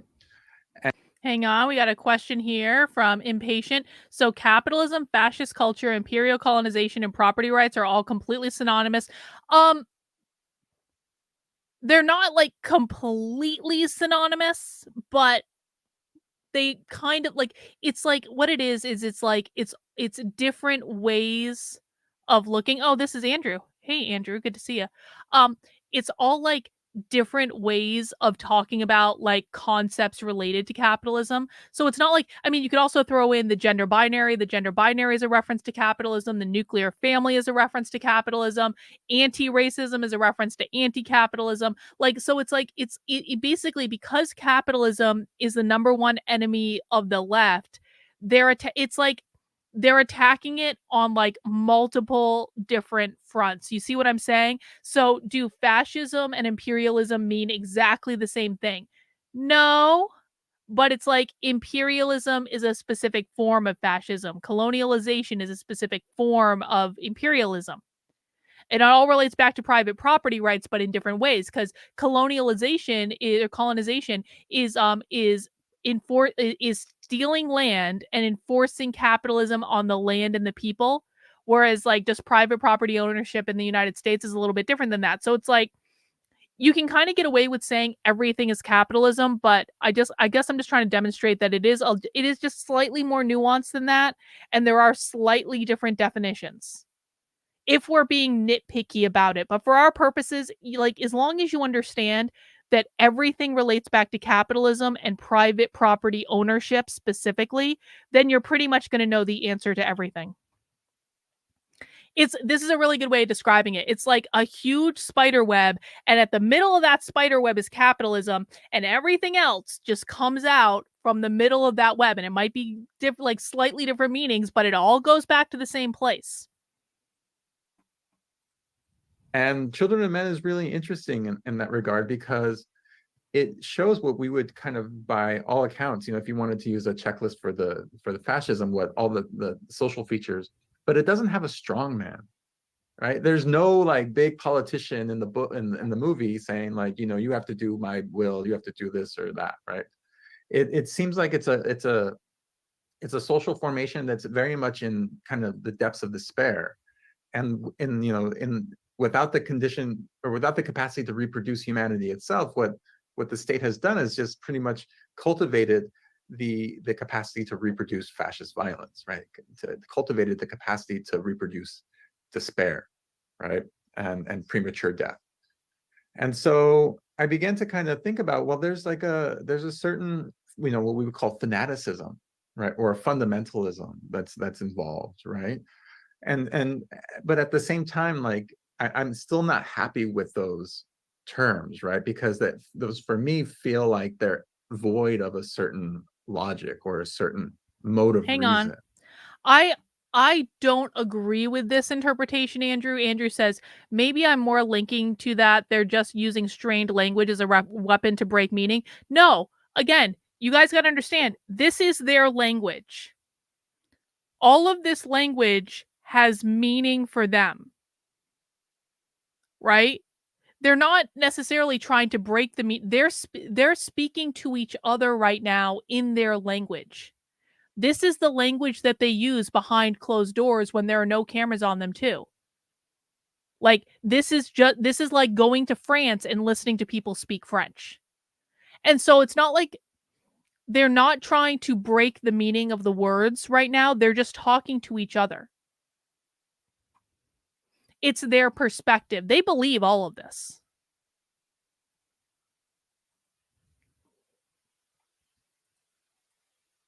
And I actually want to say, and what Children of Men also shows is that there's a calculation at play, right? It has to, in a certain sense, break down certain social mores and certain codes of civilized behavior, right? But at the same time, right, it has to also foment some type of political community, right? It has to foment some sort of mass kind of self-recognition, right, among a group of people, right? And I think that's the thing that I'm trying to think about now, and that's one of the things that I think is really I found that question to be also at the heart of a number of anti-colonial thinkers who are trying to reckon with, why does colonialism persist even when you're able to show the effects, right? You're able to actually show and bring light to someone, right? We think of people who are like admired in racism or kind of totally enmeshed in fascism to just be like again fanatical and kind of blind to certain reason, right? And we think that, okay, if we actually are able to reveal truth to power, that will fundamentally change it, right? And I think in the George W. Bush era, right, the era of Abu Ghraib, right, it doesn't matter, right? And so I'm just kind of struck by that question, right? The fact that power can persist with near or absolute impunity, right, and actually gain strength through that, right, and kind of derealize, right, any attempt to kind of offer a counter discourse or a counter version or a counter history. And so that's why I think that the movies, both like the pop culture, actually might be a kind of different kind of vector in which we can make counterclaims, instead of like through like a periodical or through a scholarly article or through a book, right? I think that there's something about the kind of the way that you mean, Simone, you can use pop culture to advance your ideas in the real world? Is that what I just heard? That writing an academic journal article might be one way to do it, but really a more effective way to do it is to use pop culture to advance your ideas? Pop culture plays with spectacle, right? And also can work on the level of certain discursive, anti-colonial discursive strategies. That makes it a really interesting kind of place to begin to think through these questions. So I'm sorry, I hope I didn't ramble. But how interesting. How interesting. No, thank you so much. I'm sorry to everyone who didn't have an opportunity to read that essay. Unfortunately, it is one of the ones that isn't just up for free on the printing of the Critical Ethnic Studies volume that both Alyosha and Simone worked on prior to the publication of For Anti-Fascist Futures. Otherwise, I'd drop it in the chat for you. But don't worry, everyone. I will also have access to stuff afterwards. I highly recommend checking out this volume if you have not. James Lindsay can get his own fucking clips. For Alyosha, we're not doing James Lindsay's work for him. I've got 2 questions. I'm giggling because the introduction, I know both of you worked on it together. The introduction, James Lindsay blocked me on Twitter. He gets no clips from us. 6 weeks ago in our book club. He never respected it anyway. I think we may have scared away a couple of our members. Do you guys remember like a month ago when we watched a training in which they literally said, the socialists in the training literally said that they were going to elicit chaos in 2024, just like they did in 2020, except it was going to be more widespread and worse. They literally said this. And at that point, I had stopped like reaching out to James Lindsay because he doesn't respect me. He doesn't respect what I'm doing. He hadn't for a long time. And so I had stopped sending him stuff. But every once in a while, I would send him stuff just to see what he would do with it. I sent James Lindsay that clip, and I was so nice about it. I said, James, I don't like to bother you with this stuff, but this clip where they're literally saying they are going to create holy hell in the United States in 2024, just like they did in 2020, this one seems kind of important. This one, I think maybe people should know about, and he fucking ignored it. So James Lindsay can find his own fucking clips. If he ever actually even looks at this stuff, which I don't think he does. Yeah, James Lindsay is supportive of the grifter shill Billboard Chris and psychotic cunt stepmom Deb Philman. Fuck James Lindsay. Fuck James Lindsay. He was great a couple years ago. I learned a lot from him. I genuinely appreciate the work that he's done.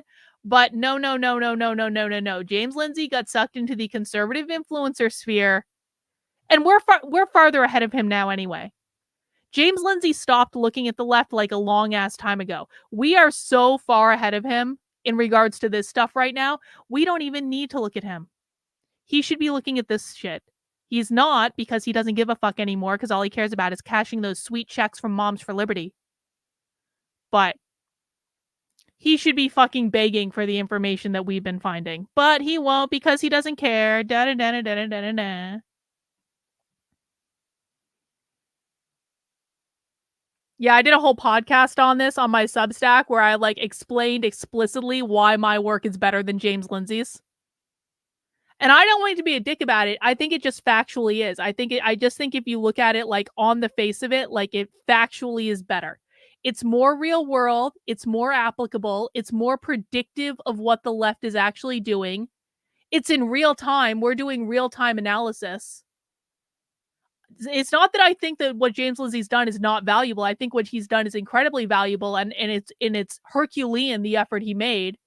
But if he wants to turn into a grifter shill for the conservatives, then I'm going to fucking say it. Anyway. Yeah, eat our dust, Lindsay. We're years ahead of you, bro, on what the radical revolutionary socialists are doing. Like, in the real world, not in the fucking dead philosophy papers. Anyway. Just because it was a lot of terminology that many of us are either recovering from grad school or Night, Jeffrey. Thank you for stopping by. Separated from our time on a college campus, so encountering so many of these terms. Some of them have changed over time since we last encountered them. So that was a little intimidating. But Alyosha, one question that I had was your essay, The Anti-Imperialist Horizon, I thought did a fantastic job walking folks through the last century and a half of analysis on what is imperialism, how to be anti-imperialist. And for those on here today, hang on, got a super chat from Rottweiler. And the TradCon right he pandered to is already casting James Lindsay out. They are calling him woke light for speaking out against Christian nationalists, which I told him was going to happen back in 2021. I also told James Lindsay back in 2021, I was like, you know, this anti-white bullshit that you're pandering to, that's going to come back to bite you in a very real way. And James Lindsay was like, Carlin, it's too difficult to change language and I can't do it. And I tried to do it and it didn't work. And so it's too difficult. So I'm just going to go with it. I was like, okay, James, but this isn't going to go the way you think it is. Now, like I saw a tweet of his like a couple weeks ago, someone sent it to me, where James Lindsay was complaining about how the anti-white stuff was confusing people about DEI. And I was like, oh, who told you that was going to happen like 3 years ago, James? Who told you that was going to happen 3 fucking years ago and you didn't listen? I may have some feelings about this because I tried to fucking warn him and I tried to show him and he just didn't fucking look at it. I was like, all right, bro. All right. Can't force people to do something they don't want to do, I guess. Peyton says, notice these guys are referencing newly written papers and books, not 200-year-old socialist papers and books. Listen, and I don't, like, again, I really do mean this. It's not that I don't think that what James Lindsay has done and is doing is valuable, because I think what he's done is incredibly valuable. I dedicated the last chapter in my book to him. I meant every word of it. If everyone fought like James Lindsay's fighting, or was fighting, I don't know that he is anymore, but he was at the time, we wouldn't have a problem. Like, I have no, like, I think what he's done is incredibly valuable. He laid the foundation for a lot of this stuff. He clued a lot of us into the fact of what was happening. But man, at some point he fucking gave up. And I don't know if it was that head injury that he gave himself years ago by like falling on his head. Like that actually, he really does have a head injury. So I don't know if that's what it is. I don't know if he's just decided we're going to lose anyway. And so he's going to fuck around on the internet and be internet famous. I don't know what the fuck it is. But I'm not trying to diminish the work he's done. I'm just saying that what I'm doing is better and what I'm doing is more relevant. And my audience understands what the left is doing far better than James Lindsay's audience does. And I know that because James Lindsay's audience comes over here and then they say, Carlin, I didn't understand this stuff until you explained it to me. And I've been listening to James Lindsay for years. And I said, you know why that is? Because James Lindsay doesn't explain this shit in plain English. He refuses. Anyway. I'm going to stop ranting now. That felt good to get some feelings out. James Lindsay is more theoretical. I'm more practical and way easier to understand. Yes. I may have an attitude and I may have a tone people don't like, but the reason I have the attitude that I do is because I have been watching this stuff every day of my life for 3 fucking years. Anyway, Amber Christie, what is a Christian nationalist? A Christian nationalist is someone who wants to force Christianity on all the rest of us. Don't say Christian nationalists don't exist, conservatives, because I can go on Twitter and find you like hundreds of them without even trying that hard.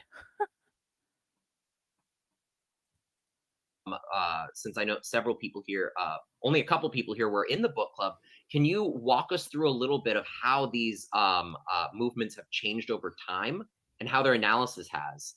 And I think with a special regard to third worldism, this concept of the fourth world, and Simone, I know you write quite extensively on indigenous activism as well and have a family history. So when I'm asking this question on third worldism and fourth worldism, I would also love to hear from you as well. All right. So, yeah, I mean, what I was trying to do in that chapter was really provide sort of, in a certain sense, some partial. I'm going to kind of partially answer your question and also combine that with Pamela's question about sort of like the main takeaways. So for me was like what.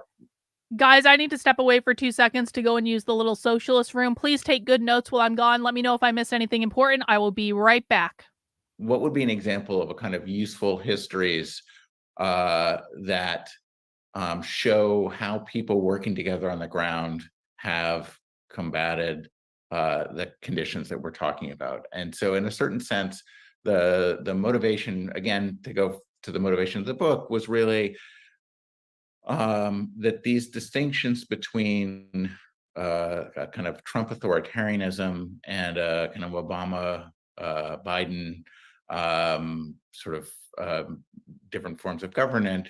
And we felt like that, especially as the kind of like at the moment of around the time of the election, but I would say actually now also with the indictments of Trump now coming up, that there's a sort of like, oh, things can be fixed by simply and narrowly taking down Trump.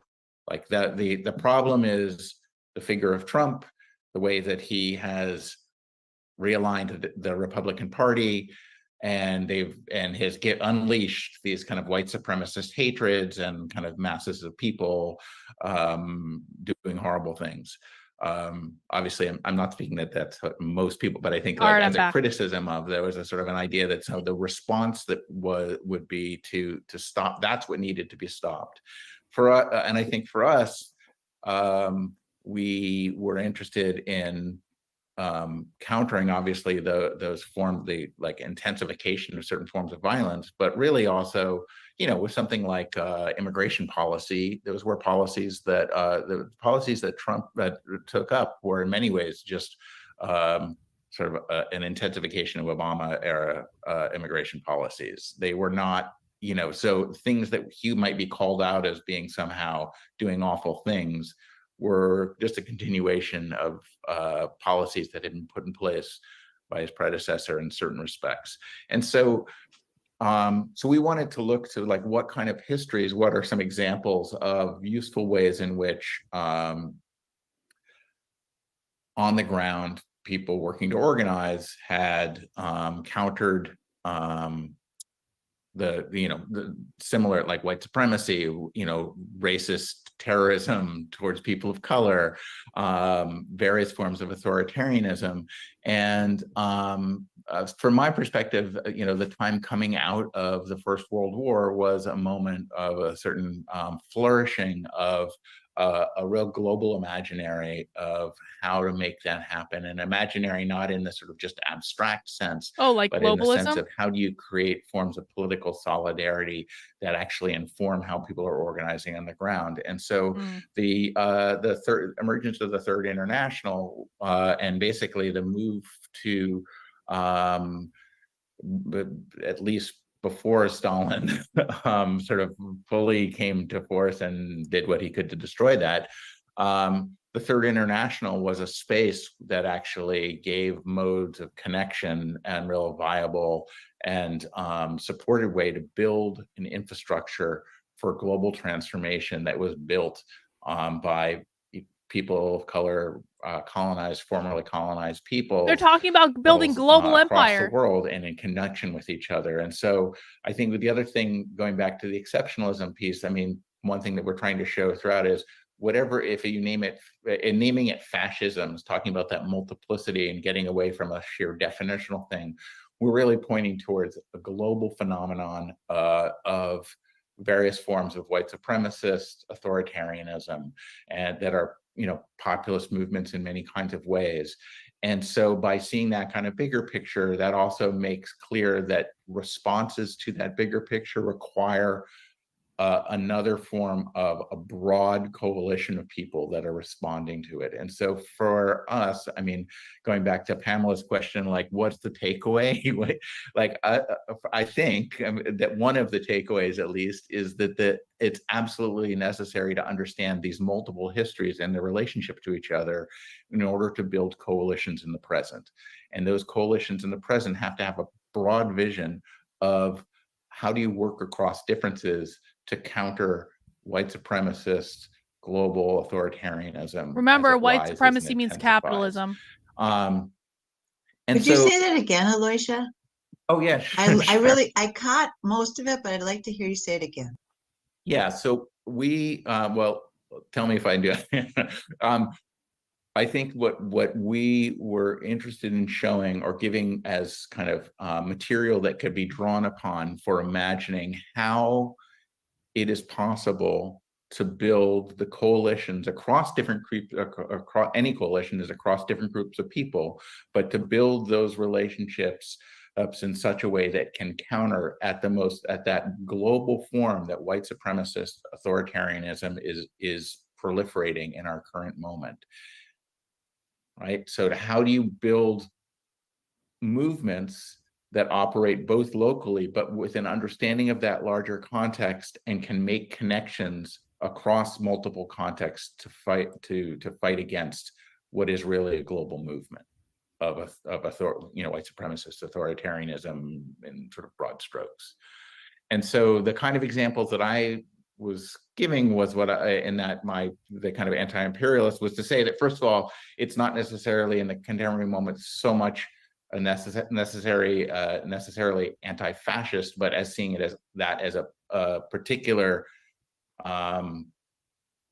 kind or mode of what the broader problem being a kind of imperialism. This is what he's talking about. That is justifies the destruction of global capitalism. No big deal. Who can be invaded and left to be plundered and dismantled, like the United States has done in large parts of the Middle East, is really just those conditions are made possible in part because of colonial histories that are not just over and done with, but are still with us.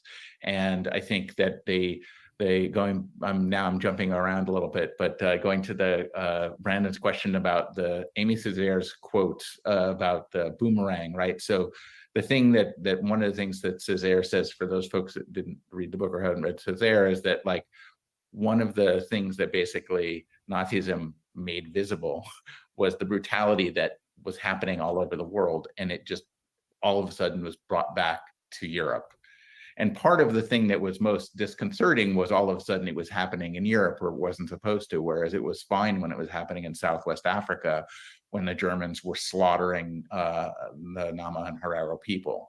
And so the boomerang is that basically all those forms of brutalization, the cruelty, the sorts of things that Simone was speaking about, all of a sudden comes home to roost. And the question of like why that matters here is because it's not just coming home to roost, it's been here all along. It's being practiced. And this in the so-called United States, it's not a question of something like coming back because it's been practiced elsewhere, although we certainly see in that global enmeshment of refugee crises and the border brutalization that's underway now, where people are fleeing places precisely because the US has been there militarily, economically, and other kinds of ways. That there is that too, but there also just are the conditions within this very nation that have been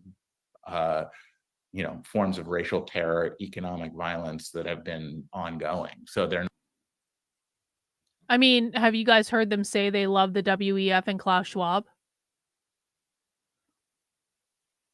The Radical Revolutionary Socialists and the WEF have the same goal. But the problem is they don't like each other. You can have the same... I have, in theory, the same goal as James Lindsay. James Lindsay and I have in some weird... No, in reality, I mean, I really do think this. James Lindsay and I have the same goal. James Lindsay and I don't get along. James Lindsay doesn't like me. He doesn't support my work. I have come to believe that James Lindsay is a paid shill for the conservative right. So we might have the same goal, but we don't get along. Right? And I'm not going to go... Well, I kind of have gone to war with James. Well, I wouldn't say I've gone to war with him. I'm just pointing out facts. But, like, it's the same thing with, like, the socialists and the WEF. In a little bit more of an aggressive sense. Right? Whereas the WEF are globalists, the socialists want global socialism, but they disagree on a lot of fundamentals. And so they're not going to work together. They're going to fight each other. They're going to fight each other at some point because they're all vying for the same stuff. Right? They're two teams running to the same finish line. Again, this is beautiful. They are two different teams running towards the same finish line, fighting over the same stuff.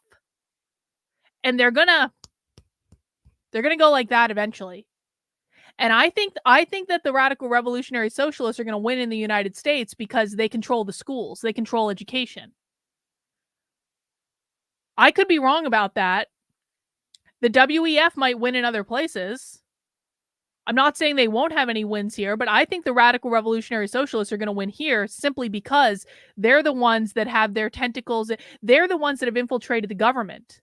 They're the ones that are like these sleeper agents in the federal government where they've gotten themselves into positions of institutional power, and they're just kind of like sitting there waiting to be activated. Like in the movie Salt, when Angelina Jolie was like a Russian agent that got herself into like the FBI and then just sat there for years waiting to be activated. It's the exact same thing.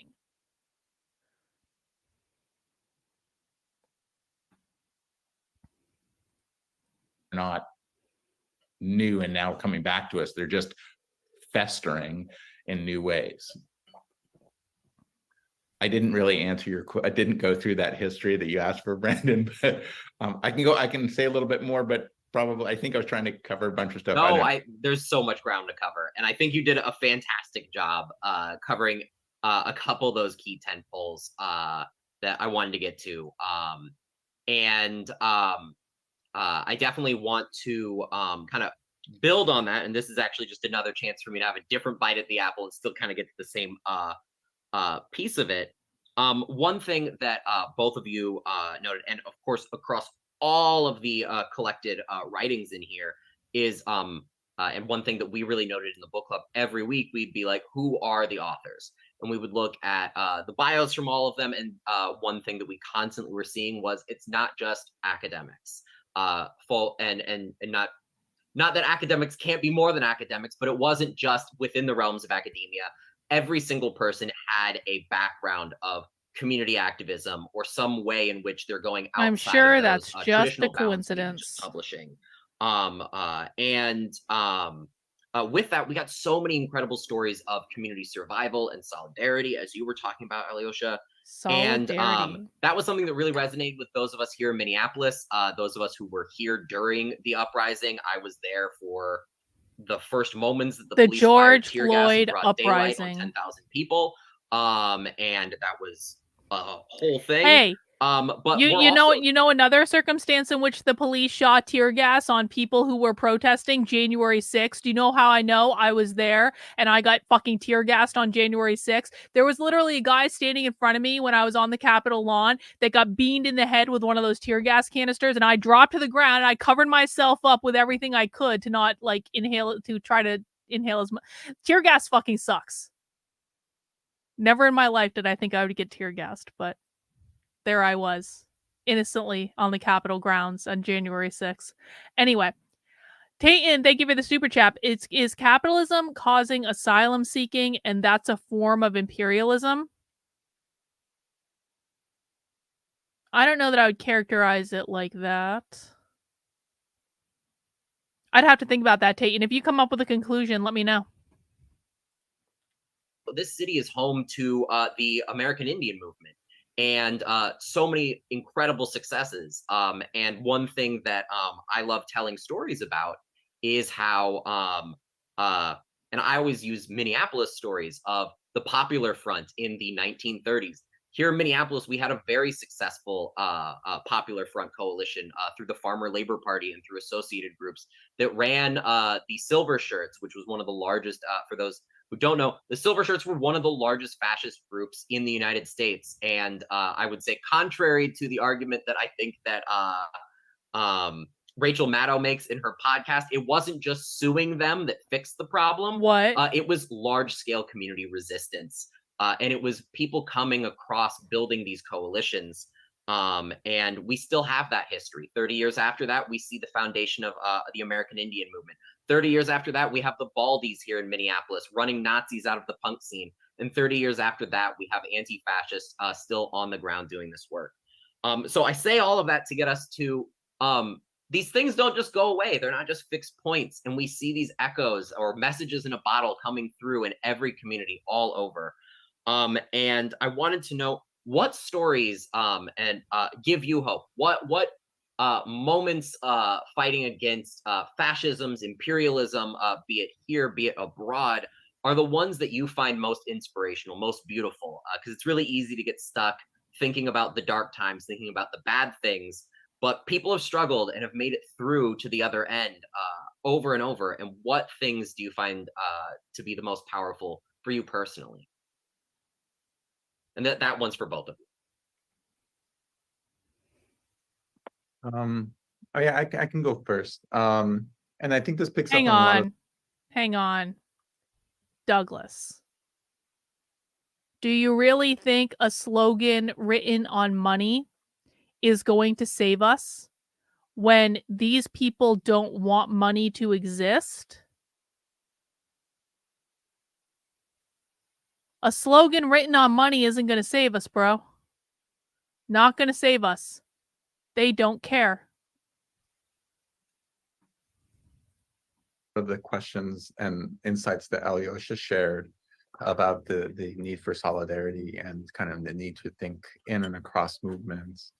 And I think that, you know, an argument that we kind of discovered, I don't think we kind of came to it. It came to the collection with this argument, but I think as we begin to argue is that, or as we begin to kind of like dialogue, is that actually like movements that are coming together in a, you know, it could be improvised, it could be self-conscious, it can be in a contingent.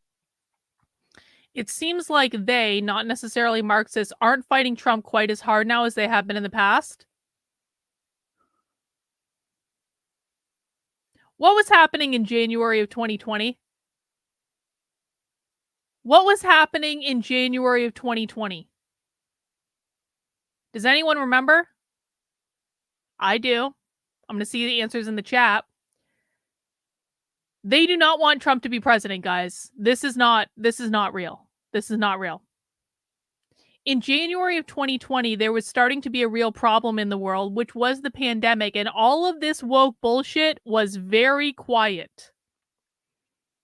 They were not doing much of anything in January of 2020. It was actually eerily quiet. It was the type of quiet. No, January of 2020. Well, maybe I don't remember that specific date, but it doesn't actually matter. The point is, there was no concerted leftist effort against Trump in January of 2020. It was an eerie quiet. It was the type of quiet where you're in your house with your kids and you know the kids are in the house, but you're not hearing them. And so you're like, what the fuck is going on? And then you go upstairs and you find out that the kids are giving the dog a bath in the toilet or something like that, or they're drawing on or they're doing something crazy, but they're doing it quietly, and so you don't hear about it. When did the rioting start? The rioting started in May. We're getting a summer of love in 2024. We know that because we have heard socialists on Socialism Saturday plan for that. If anyone is under any delusion that there is not going to be another summer of love in 2024, that's foolish. They haven't started yet. It's winter right now. It's cold. They're all in college. Do you know when the fun is really going to start this summer? In late May, early June. Do you want to know why? Because they're all getting out of college. When do college classes end? In mid to late May. And then they may need a couple weeks to go home and get their bearings or whatever. But who are the useful idiots on the left that are going to go out and be protesting with the pink hair and screaming at people? They're fucking college students. Wait till college gets out.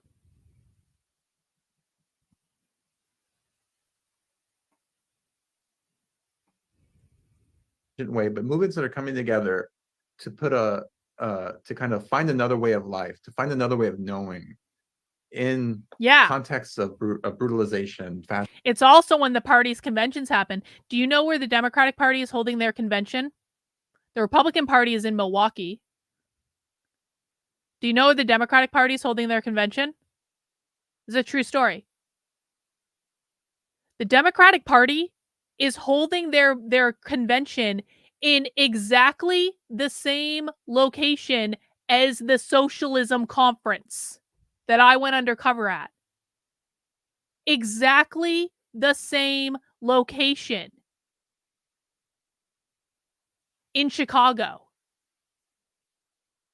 I know that because when I was at the Socialism conference, there were giant fucking billboards saying home of the Democratic National Convention in 2024. Exactly the same location as the Socialism conference is held at every single year. Do you want to know why? Because that location is owned by the Pritzker family. Pritzker family is in J.B. Pritzker, who is the governor of Illinois. The Pritzker family supports all of the gender ideology bullshit. The same hotel chain that canceled my reservation literally as I was flying to Chicago because they had some sort of socialist on staff that found out I was staying there, canceled my fucking hotel reservation as I was flying there. So I had to get a new hotel. That's where the Democrats are holding their convention. That was at a Hyatt. Do you know who owns the Hyatt hotels? Who owns the Hyatt hotels? The fucking Pritzker family. The Pritzker family. It's crazy. It's crazy when you see the web of like coincidence.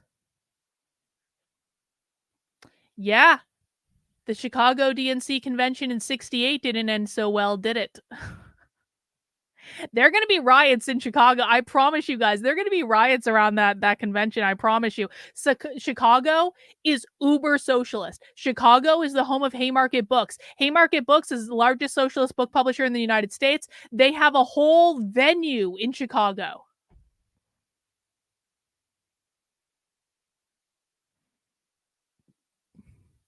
This will be one interesting summer political. Oh, I need to redo my bingo cards. That's a good idea, though, Mac B. I appreciate it. Fascist, colonialist, imperialist brutalization. The Pritzkers, P-R-I-T-Z-E-R, Pritzkers, very rich family, the Hyatt hotel chain family. They also fund a lot of like woke bullshit in schools. Again, J.B. Pritzker is the governor of Illinois, like right now. Pritzkers. Thank you, Acoustic Theory. The Pritzkers. We're glad you found us too, Davy Crockett. Welcome. Are the limits to fascism, right? They're where fascism breaks down. These are instances where imperialism stops working, right? And I think that was something that we began to kind of take seriously, that fascism is actually not the pinnacle of repressive power. It's actually when repressive power is at its most kind of brittle and kind of fragile. And you know what's funny, Tough Love? Tough Love is saying he built a military museum. You know what's funny? I used to work, the very first job in higher education that I had, it was at Norwich University. Has anyone ever heard of Norwich University? It's in Vermont. The reason I worked there is I was like 5 minutes away from my parents' house, so it was actually really convenient. But so Norwich University is a military college. It has a civilian population too. Fun fact, I was at one point ranked as a lieutenant colonel in the Vermont State Militia because I worked at Norwich University. That's true.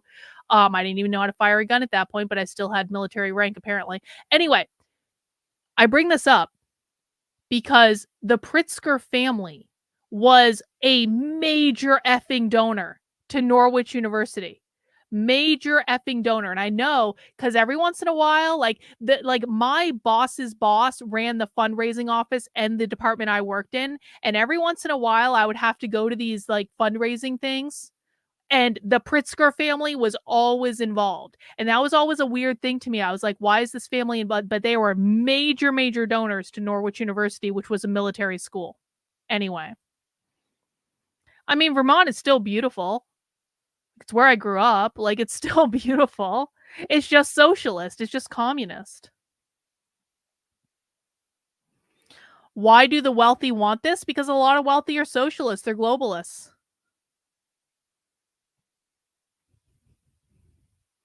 Well, it was just the Vermont State Militia, Jan. I wasn't in the army or anything. At its kind of most kind of pointed I didn't even have a uniform, although I could have had one if I wanted one. And so I think this actually speaks with to a question that Sarah actually put on the chat, but for some reason in my chat it disappeared. I wanted to write it and then it disappeared. but I it was deleted it. Sorry. Oh no, that was such a great question, a great point about the relationship between brutalization and soft power. And it really does speak to the way that fascism has to, or what we're calling like just any type of power underwritten through brutalization, right? It has to rely Power underwritten on through coercion brutalization. and force and intimidation and pillaging. And that's one way of establishing power. And I think that, and it predominantly is undertaken through a logic of taking power that presumes that power is there for the taking. You take power from other people, right? Or that, you know, one of the things that the left should do is, or, you know, Alios's example that, you know, once Trump is, you know, put in prison and incarcerated, then, you know, the people who really know the Democrats can then take power and, you know, have things will be hunky-dory. And instead, what we have from the kind of long legacy, that's my mom talking, my mom's phrase right there. What we have, like when we get to study the long, what? I'm sorry, I was interrupting. I just said I've never heard you use the term hunky-dory before. Yeah, I got off the phone with her right before I started, so it's just, yeah, so yeah, but you know, one of the things we get when we look at, you know, anti-colonial movements or Black radical movements or indigenous movements like AIM is that, you know, power is actually made, right? We make power by our convening, right? It is made in our convening. It is made by our coming together to insist on a different account, to insist on a different history, to insist on a different way of knowing.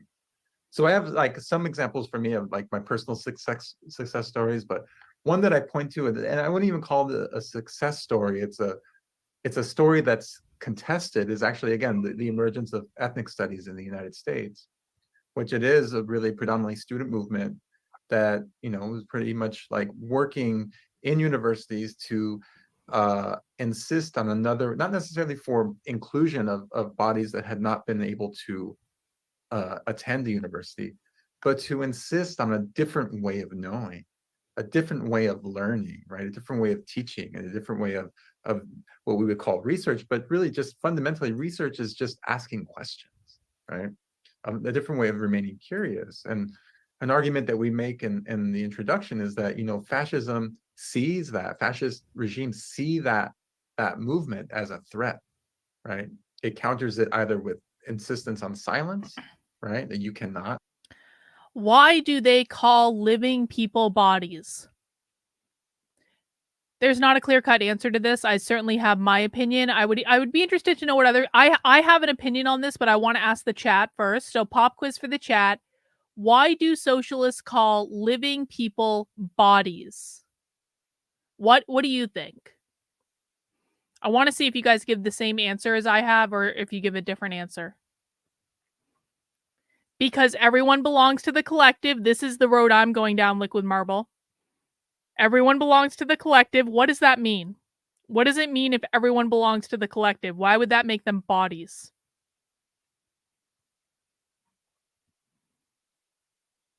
Like saying bums on seats for viewers. They do want to do that, Shannon. I'm not sure that plays into this particular... Well, I mean, they do want to abolish gender, so that is actually a good point. I wouldn't have thought of that. They're part of a collective. It's to collectivize. They don't want to recognize mothers and fathers. They don't want to recommend or recognize blood kinship. We're all just... You are expendable. That's another thought that I had, Maldi. It's to dehumanize and make us part of the... You are not an individual under socialism. You are not an individual. You are a body. And there's more that I'm thinking with regards to that, but I want to see what other people are saying first. Collective care. Yep. It feels dehumanizing because it is. No individuals. No one is individual. No more gender. That's correct. I remember while visiting the Chaz that they called for white bodies to protect minorities.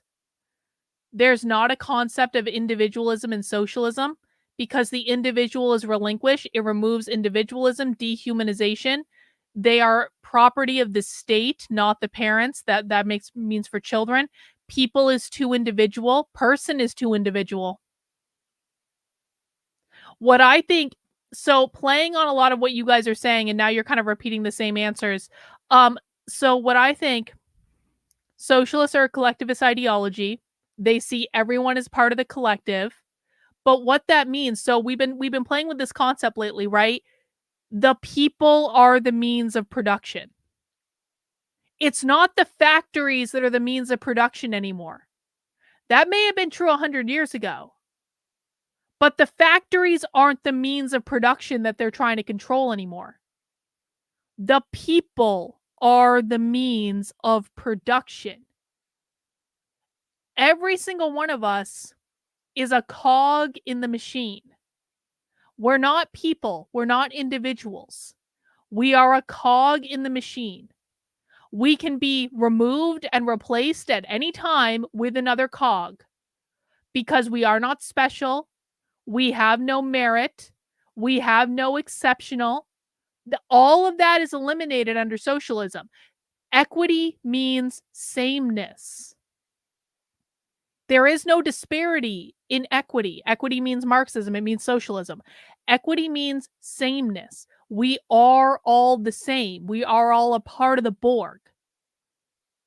So, of course, we'd be referred to as bodies. That's what they see us as. You could be any other person. You could be like, you don't have a personality. You don't have likes. You don't have dislikes. You don't have emotions. You don't have feeling. Like, this is a completely like dehumanized society, what they're talking about. There is no ability to be exceptional because someone who is exceptional would be out of line with equity. You can only be mediocre at best. That would be my guess. We are all just another body in the means of production. Yeah, exactly. Like a cult. Kind of like a cult. It's almost like socialism is a cult.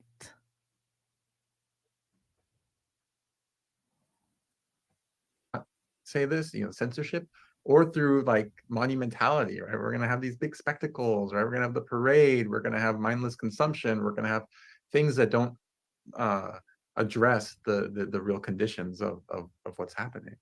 So for me, the emergence of like things like Black studies in the university, ethnic studies, and Latinx, Chicanx studies, women's studies, gay, lesbian studies, right? These are not just projects to include bodies that have been excluded, although that is very important, right? But they're also a project about trying to keep open and try to, in terms of like, to anyone, right? And and trying to keep open the conditions for us to continue to ask more questions and to ask differently, to think differently, right?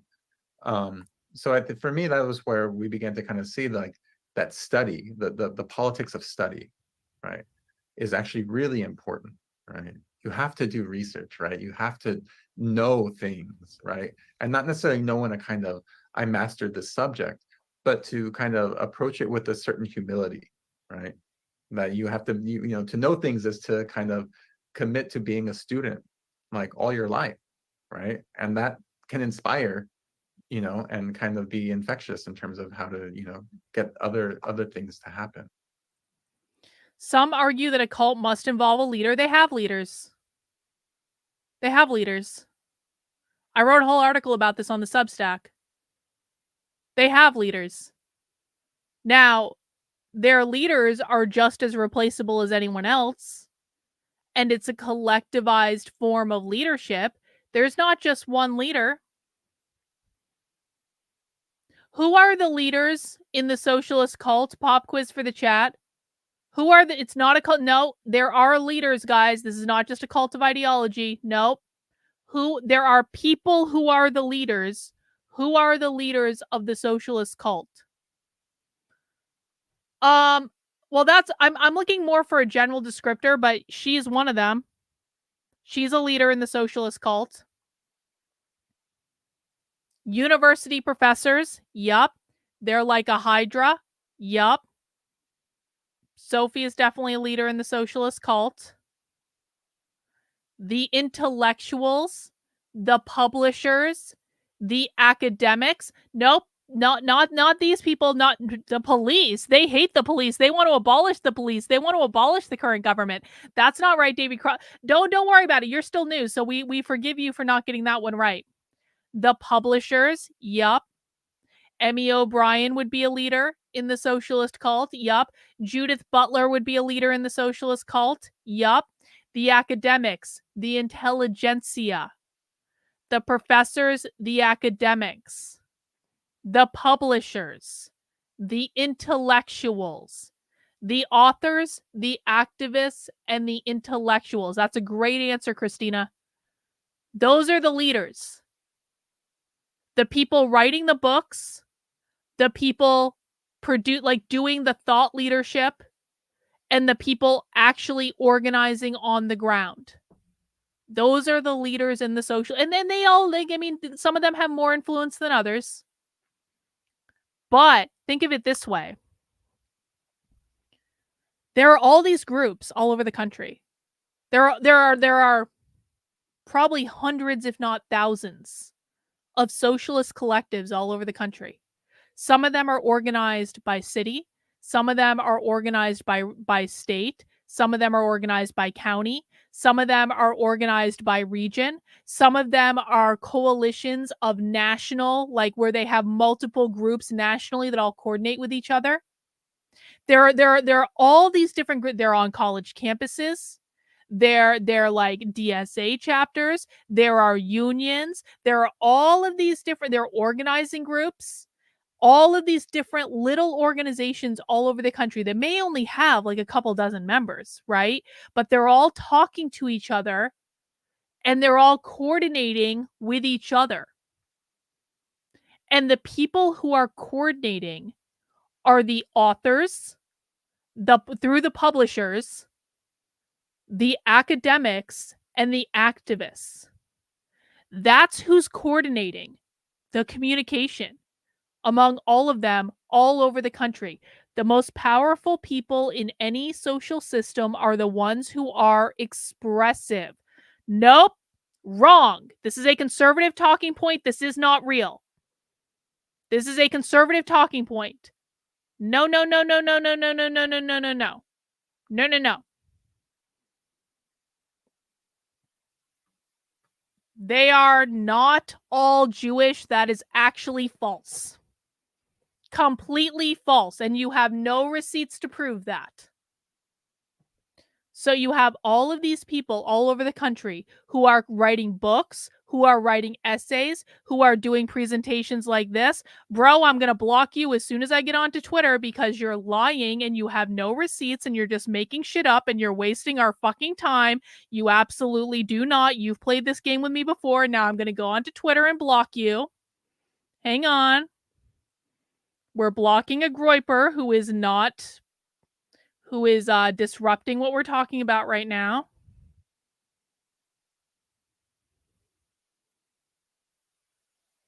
There we go. Goodbye.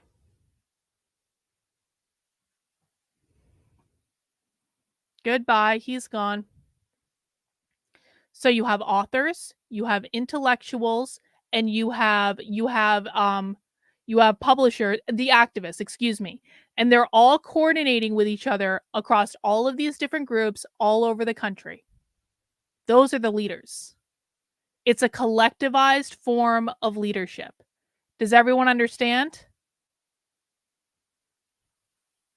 Yeah, you're watching on X, bro. And as soon as you leave that chat, you will never be able to interact on my content again because you're an annoying little fuckwad that doesn't know what he's talking about. Goodbye.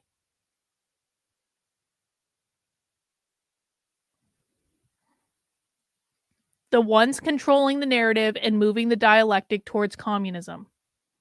Yeah. The Groypers are literally using Pokemon avatars, and they think they're going to change the world. Toads. Yeah. Definitely going to happen. Definitely going to happen. Don't worry about it. Don't worry about it. So I would that's one kind of personal example, but I'll hand it over to Alyosha. So I'll start not necessarily with an example, but just sort of continuing some of the things that Simone was just saying. I mean, I think, so I guess I think of things like hope and sort of coming not so much, or what I find inspiring is not so much always like this particular victory or this. I think like the spaces like this, doing a book club, a reading group, the realizing that, you know, in the United States especially, there's this sort of the higher education becomes this one space that is valorized or seen as like the specific place where knowledge is produced and shared, and it's taught in this particular way, and you get certified as, you know, having achieved certain things.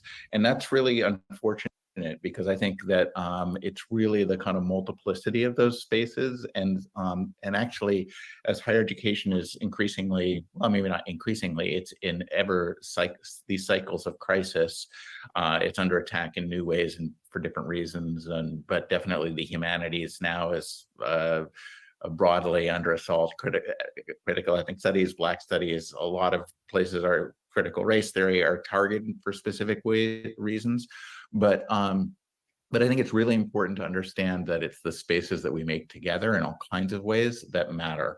And so, you know, I think a space like this reading group is one that gives me hope. I guess it's, you know, I work with different community groups in Albuquerque and work with a project called Universidad Sin Fronteras, which is really just a similar kind of, it was classes that were just for anybody who wanted to show up. You'd read something and would come talk about a given topic. We'd publicize that. Trying to put together a series of reading discussion groups at this food justice organization that I work with here in Albuquerque. I think it's those kind of spaces that show, again, the lie that only these institutionalized kind of valorized spaces really matter.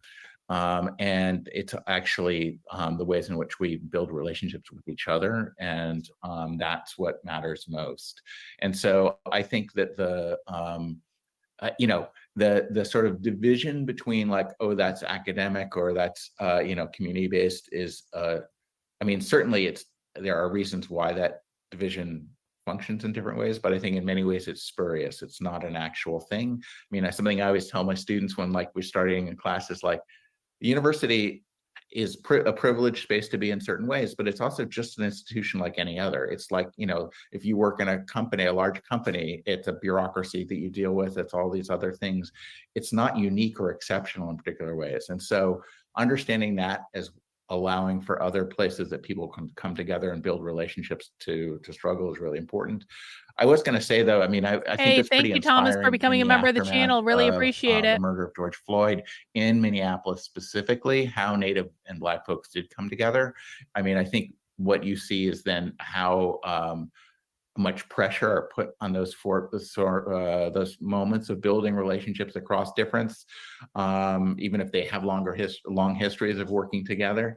And so, you know, I think that's both inspiring, and it also just shows that it's not necessarily, we don't have like an ever increasing sort of series of either victories or losses. It's, I mean, the struggle's ongoing, and so it's just finding how do we find that in sustainable ways that we can, as you know, do the kinds of things that Simone was describing.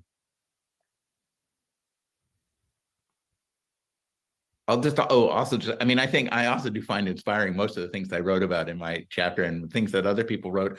And I mean, I think that, you know, there's part of the book, I'm sorry, I'm jumping, but part of the book, right, is, you know, it is like the sort of abolitionist world making that is also kind of underway. Like, so you're talking about struggles against fascism, struggles against police violence is a very direct way to be talking about what the articulation of that is. The abolitionist movement is a very exciting moment where lots of people are coming together across multiple ways to realize that that's not just a dismantling, it's a building a vision of the world where you don't need these forms of coercion. And how do you do that? And what the threat of that is, today's forms of power. And so I think that there's examples of those sorts of things throughout the essays in the book. And the book really is like, okay, let's not just, you know, keep giving these sort of better, more detailed accounts of how awful things are and how they got to be this awful. Let's give ourselves resources for building a world together that's not that. I love that. So we have about 15 minutes left, and I wanted to make sure that I had a chance to. So this question came up within our book club, and this one's for both of you, but I think it's a little more for you, Alyosha, because you mentioned, and I'm kind of singling you out because you mentioned this earlier at the beginning. But so all of these essays have so many different perspectives, and so many different groups. And We know you're not smart enough US, to understand this, Groiper.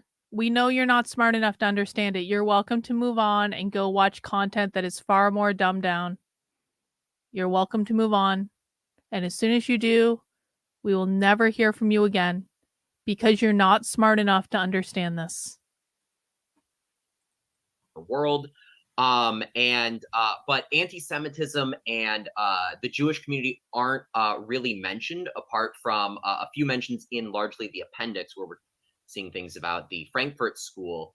Folks wanted to know, was there a reason for this? I feel like you might have kind of touched on it a little bit when you were talking about exceptionalism, but that was one thing that we were curious about. We've done many studies about anti-Semitism and white nationalism, and this was the first time we were working with a book that was so broad. So that one's a little for you, and then I've got one final question for the both of you.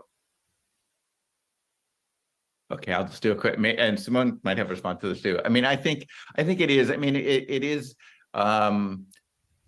I guess in a certain sense, yeah, we felt like that's oftentimes this, like, question of fascism and anti-Semitism are put together. It's not to say that there's good. I mean, there's good reason why they're discussed together, and certainly I think there are multiple ways in which in various moments of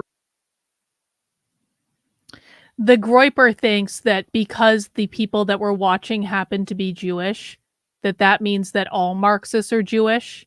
What the retarded Groiper doesn't understand is, because he hasn't been here long enough to understand it, is that we are literally watching a presentation from a Jewish activist organization, which means that the people associated with it are Jewish. That does not mean that all Marxists are Jewish.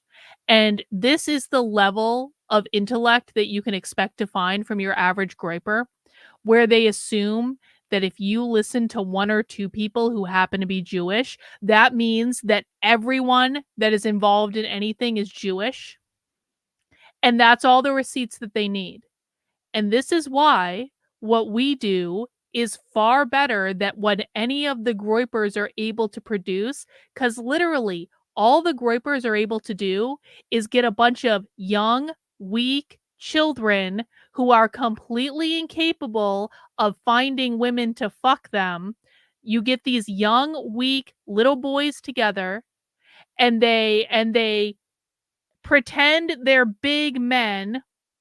They fantasize about being chads that they will never ever be, because most of them are like 5'3" and weigh like 85 pounds.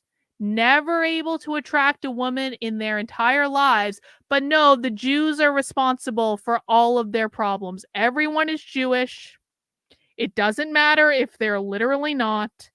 Everyone is Jewish. Anyway, we're going to ignore our faggoty little Groiper friend now, because the only reason that he's in my chat on Twitter is because he hasn't left it yet after I blocked him. And he has nothing else to do on a Saturday night, because no woman wants to fuck him. No one wants to hang out with him. No one wants anything to do with him. And that's why he's trolling a chat on a Saturday night, because you know what chads do? They troll chats on Saturday nights. Totes, bro. Totes.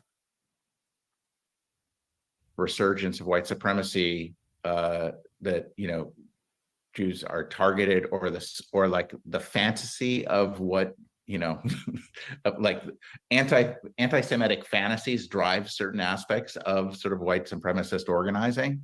I think those are really important things. I think we ended up not focusing on that much because we want to kind of draw in these other strands and to talk about, like, again, anti-Semitism as being, having its own specificity, but really being part of a broader set of, the ways in which these kind of multiplicity of racisms get mobilized. Obviously, it's not even, it shouldn't be a racism. It's Jews aren't a race, but that all those sorts of things, that the ways in which that gets conflated. So I think our de-emphasis really had to do with like, okay, so this is something that we come across more usually. We want folks to be able to kind of draw upon these multiple histories that we don't often hear of together. And that at least for me was the impulse. It was like, yes, anti-Semitism is part of that, but let's think about it in these broader sets of contexts. That's where I was coming from, at least. I would agree with what Alyosha said, that I think what he talks about as the fantasy kind of. Wait. Sorry, Elisa. I just saw this in the chat. James Lindsay said they got rid of good cops during the Floyd debacle, and now they're hiring cops who are more in line with socialists. That's retarded. I'm sure that came up a while ago, but I apologize. I just saw it. James Lindsay thinks they're hiring cops that are more aligned with socialists. That's one of the most retarded things I've ever heard in my life. Socialists hate the cops, and cops hate socialists. So there is no universe in which there are cops that are like sympathetic to socialists. And anyone who has ever watched socialist content in their life knows how fucking retarded that is. If James Lindsay really said that, like, we are farther ahead of James Lindsay than I even originally thought possible. That's like Tim fucking Pool level clueless is what that is. The number one issue that socialists have is literally abolition. It's abolition. Socialists want to abolish all cops and all prisons.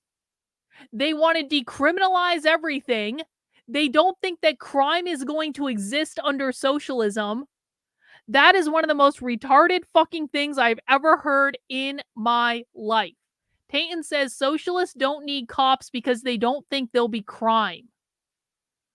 Socialists literally believe there will be no crime in the Marxist utopia. Because everyone will have what they need. In equity, everyone will have what they need. That's retarded. The complex of anti-Semitic thought seemed to be something that we wanted, I don't care. we definitely Hang on. We're not. People are saying maybe James Lindsay is thinking of England. Maybe he's thinking of Canada. It doesn't actually make it any less retarded. It literally makes it 0% less retarded if James Lindsay is thinking about another country. Apparently, Moms for Liberty have lobotomized James Lindsay. He has lost all sense of law. James Lindsay fucking knows that abolition is like one of their number one issues. There is no way in this universe that James Lindsay doesn't know that. Now, might police departments be implementing policies within the police departments that could be seen as more friendly to socialists? Well, I guess maybe, but that doesn't mean the cops are more friendly to socialists. Wow, I cannot believe he fucking said that. I cannot believe it. James Lindsay is confusing socialists with this is, you know what? This is actually probably what's happening. James Lindsay is literally fucking confusing socialists and progressives. Holy shit. I think you're right. James Lindsay is confusing socialists and progressives.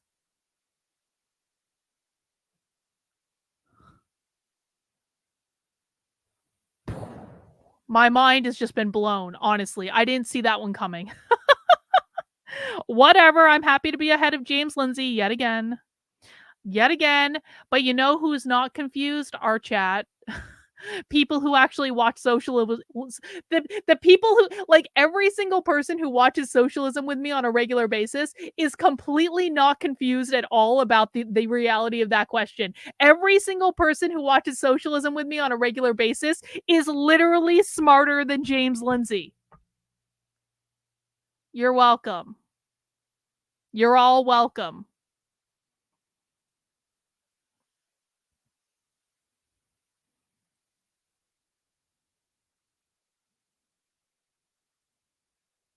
Well, it's fine to dislike both, Davey, but they're two different things. Like, progressives are not socialists and socialists are not progressive. Two very, very, very different things. Elisa on Rumble says he said it was more like hiring a Gestapo. That's honest to God. If James Lindsay thinks the police being hired today are like that is honestly one of the stupidest things I have ever heard in my life. That makes no sense at all. Wow. Well, stick around, Seawolf. We'll get you up to speed right quick. But, like, that idea is so insanely stupid that I'm shocked that he even said that in public. Honest to God. Rottweiler says James Lindsay still needs to pander to his cop simping tradcon audience, even though they're turning on him. Sad to see him spiral down. It is sad. He's smarter than this. He is smarter than this. Sad. Whatever. What can you do? The only police in the socialist utopia is the military that police the gulag. That's roundabout correct. Bill, thank you for the super chat. I'm in Australia and my nibbling moved to Melbourne for work. Melbourne in Oz's Portland. So I bought her your book. Thank you. She's pretty based, but she's going into the belly of the beast, worried uncle. Well, you know what? Like, just help her out, teach her. I'm sure she's got a good head on her shoulders. She'll be fine. No, it is that black and white. It is that black and white. Socialists hate the cops and the cops hate socialists. It is that black and white. Anyone who thinks that is not black and white, you have not watched enough Socialists to know. And again, you guys are confusing progressives and socialists. Progressives are not socialists. And socialists are not progressives. Socialists hate progressives. They talk about it all the time. They call them neoliberals. Because progressives are too close to capitalism.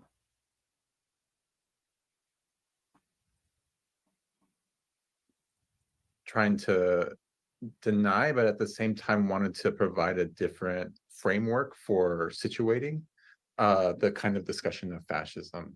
And so we wanted to think about, in a certain sense, if we centered imperialism, right, what analyses does that enable? And what global coordinates does that actually ask us to confront? How are they going to control people without a socialist police force? There will be no police force in the socialist utopia, guys. Like, if you think there's going to be a police force in the socialist utopia that resembles what you think of the police now, that is not true. They want to the abolition movement is literally designed to abolish all police, abolish all prisons, and decriminalize all crime. It's not like there won't be community enforcers, because there will be community enforcers, but it is not the police like you think of it as. It bears no resemblance to the police we have now. Oh not my necessarily God. by evacuating the question. James of Lindsay anti-Semitism causing a new level of this relationship, retard. but to kind Jesus of Christ. make a kind of concerted effort to say these are certain questions. No, progressives don't want socialism. Most progressives have no idea what they're advocating for. Most progressives have no... Okay, we've hit the conservative retard portion of the stream. We had a great stream. There was only one disruption at the beginning. It's been a great stream, and we have now hit the retard portion of the stream because we're almost done. No, progressives do not want socialism. Progressives don't know what socialism is. Progressives don't know what they're advocating for. Most of the time, progressives just want to be good people who want to like virtue signal out their fucking things to the world to get their virtue points.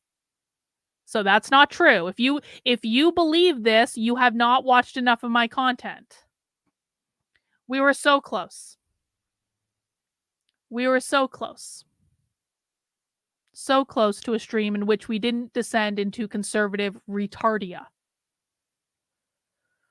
Progressivism is about civil rights movement. Socialism hijacked the civil rights movement. Jesus fucking Christ. Nope. Socialists would never become police. Conservatives, I need you to rein in your inner retard and I need you to fucking listen. Socialists will never become police officers. That will never happen. It goes against their entire sense of identity, their entire sense of self.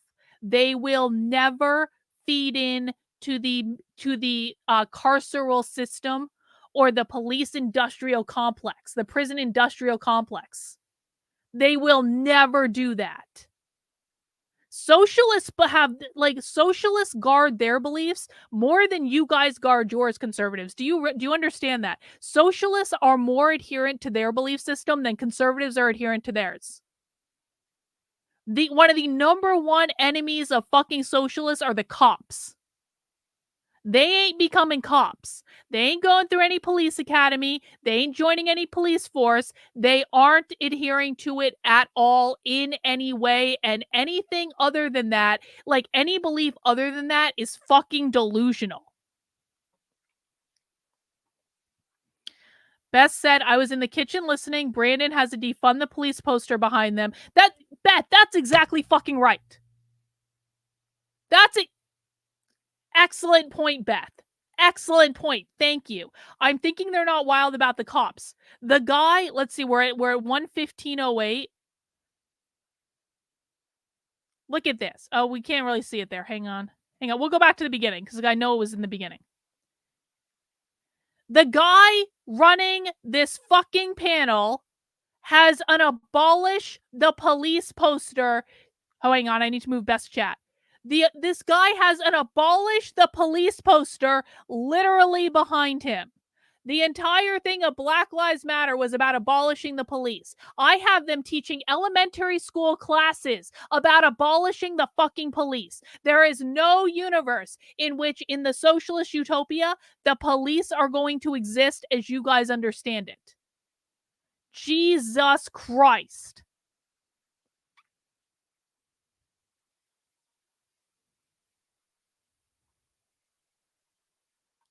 Hang on, I'm just catching up in the chat. That was an excellent catch, Beth. Excellent, because I had forgotten about that. Socialists believe that the police are the managers of private property. That's what they believe their role is. They believe that they only show up after a crime has been committed, and there will be no crime in the socialist utopia because everyone will have everything they need. And so there will be no need for the police. Terry says, thanks for your patience and teaching. Chat is so helpful too, learning more every show. I appreciate you showing up and asking good questions, Terry. That's what this is all about. Appreciate it. All right. Hopefully we are moving on from that now. Let's finish up. We have like 10 minutes.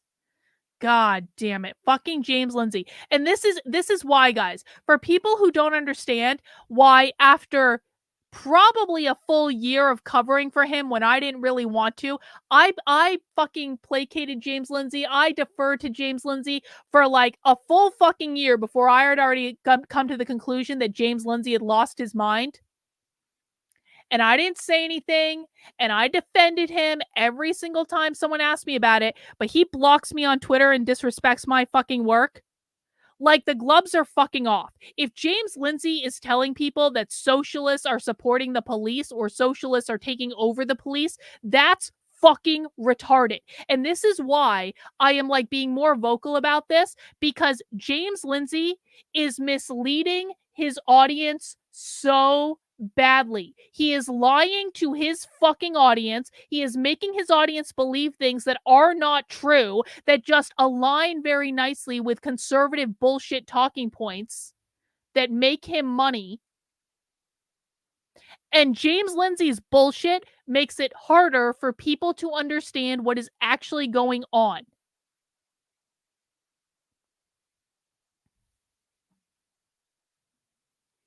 Yeah, a lot of James Lindsay's audience thinks they're well informed and they know more than the average person, but until you actually watch them and listen to them, you don't know shit. I'm sorry. I thought I was well informed too when I wrote my first book in 2021, and a lot of it has stood up. Like, I'm very proud of the amount of stuff I got right in my first book, because the vast majority of it really does stand up with how I think about it now. But god damn, how much more I know now that we've been doing these deep dives into socialism for a year and a half.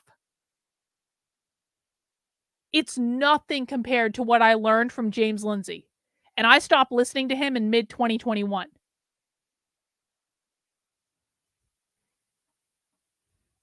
Well, I don't like the police either, Davy Crockett, but I don't like the police for different reasons. I don't like the police either. I actually agree with the socialists on this particular issue. So, like, it's cool. Like, I'm an anarchist. I don't think the police should exist either. But that actually doesn't change. Anyway.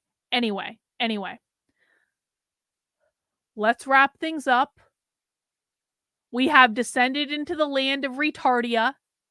It's not anyone's fault.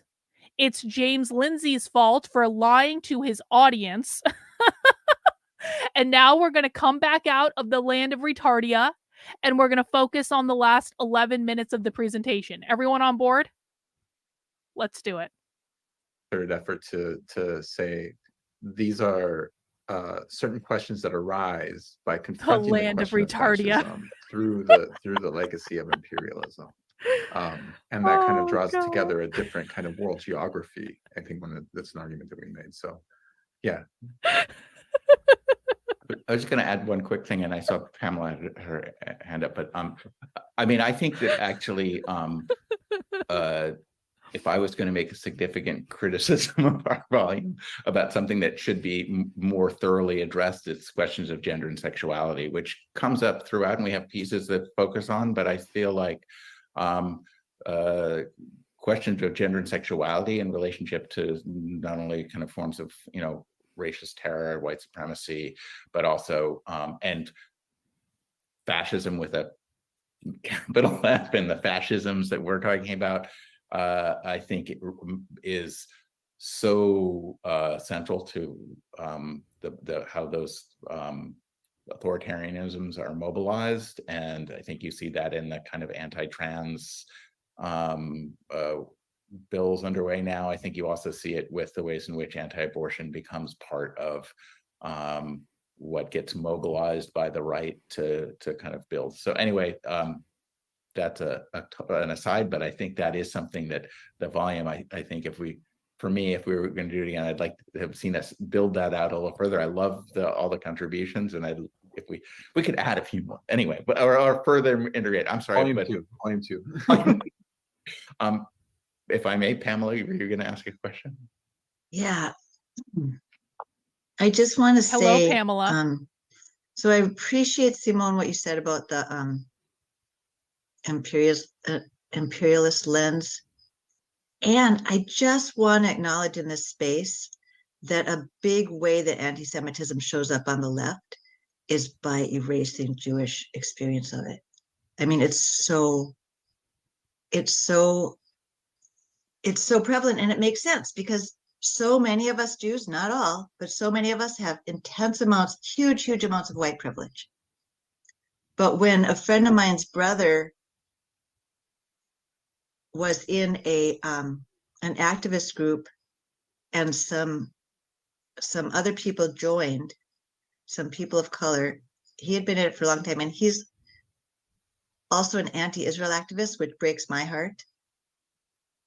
He was asked to leave the group because as a Jew, even though he was anti-Israel, he was seen as too painful for these people to be around. Oh, That just by being a Jew, he was a representative of colonialists. nothing to be sorry about, Elisa. I appreciate um, you bringing it to my and attention.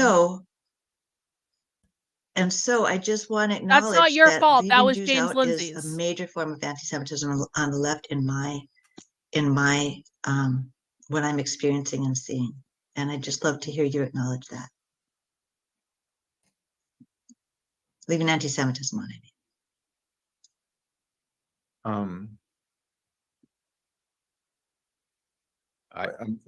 Go ahead, Alyosha. Yeah, I mean, I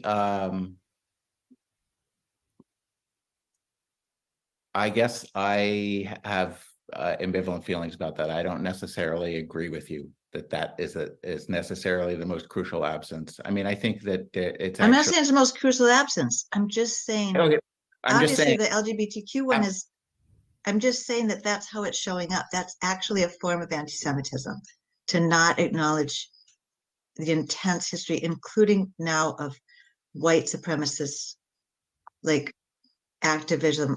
I mean, like there's stuff about I mean, Jews.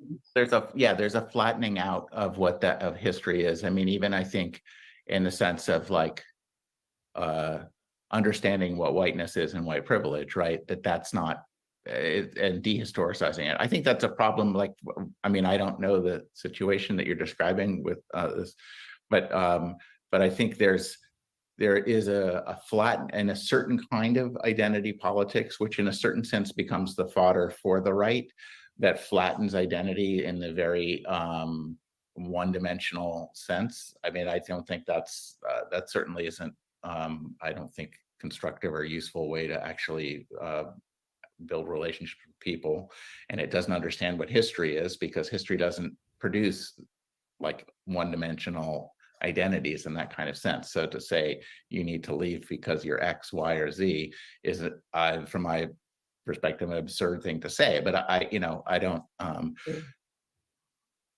Yeah, I don't know what to say more than that, though. Yeah, I mean, I would just say, I mean, I'm sorry to hear what happened, and again, I don't know the specific context. And again, I don't think that our intention was to diminish or downplay or to even erase the legacy of anti-Semitism. I think if anything, it was to present certain coordinates that allow us to understand it deeper and to show how it actually can be connected to these other forms of violences and these other racisms and these other acts of discrimination that we typically don't associate, especially if we have a kind of single notion of, right, that kind of single notion of identities working in history, right? Okay, I will Hearing that make a helps. Land Thank of you. Retardia shirt, okay? I thought that was It'll be very like well the said. Land of Narnia, but it'll be Retardia.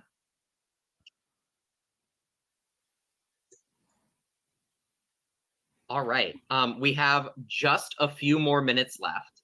And with that, I think it's the perfect amount of time to ask the final little question that I had, which y'all had been kind of touching on this a bit with all of the incredible, wonderful people you've gotten to work with on this volume. And we actually had the privilege of having Kate Boyd and Christian Storm join us a couple weeks ago during the week that we looked at their piece. It was a very small world situation. They both attended a presentation that I did in Minneapolis a couple months ago, and they're like, wait, you're doing that book? So that was small world, and it was wonderful. I would love to, I know that everybody here is getting so much new knowledge, and you've mentioned so many great authors.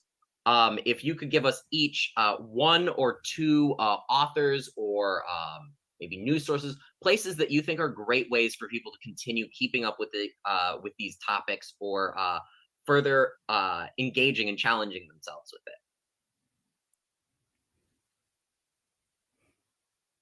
it. Alyosha, I you know it's hard to pick one or two. So are you talking about like books or just any resource or Any resource that you love? That's a good idea, Bill. I mean, I think for me, a book that I tell everyone that I think they should read, and it's actually a book of fiction, and is it here? Where did my books go? Yes.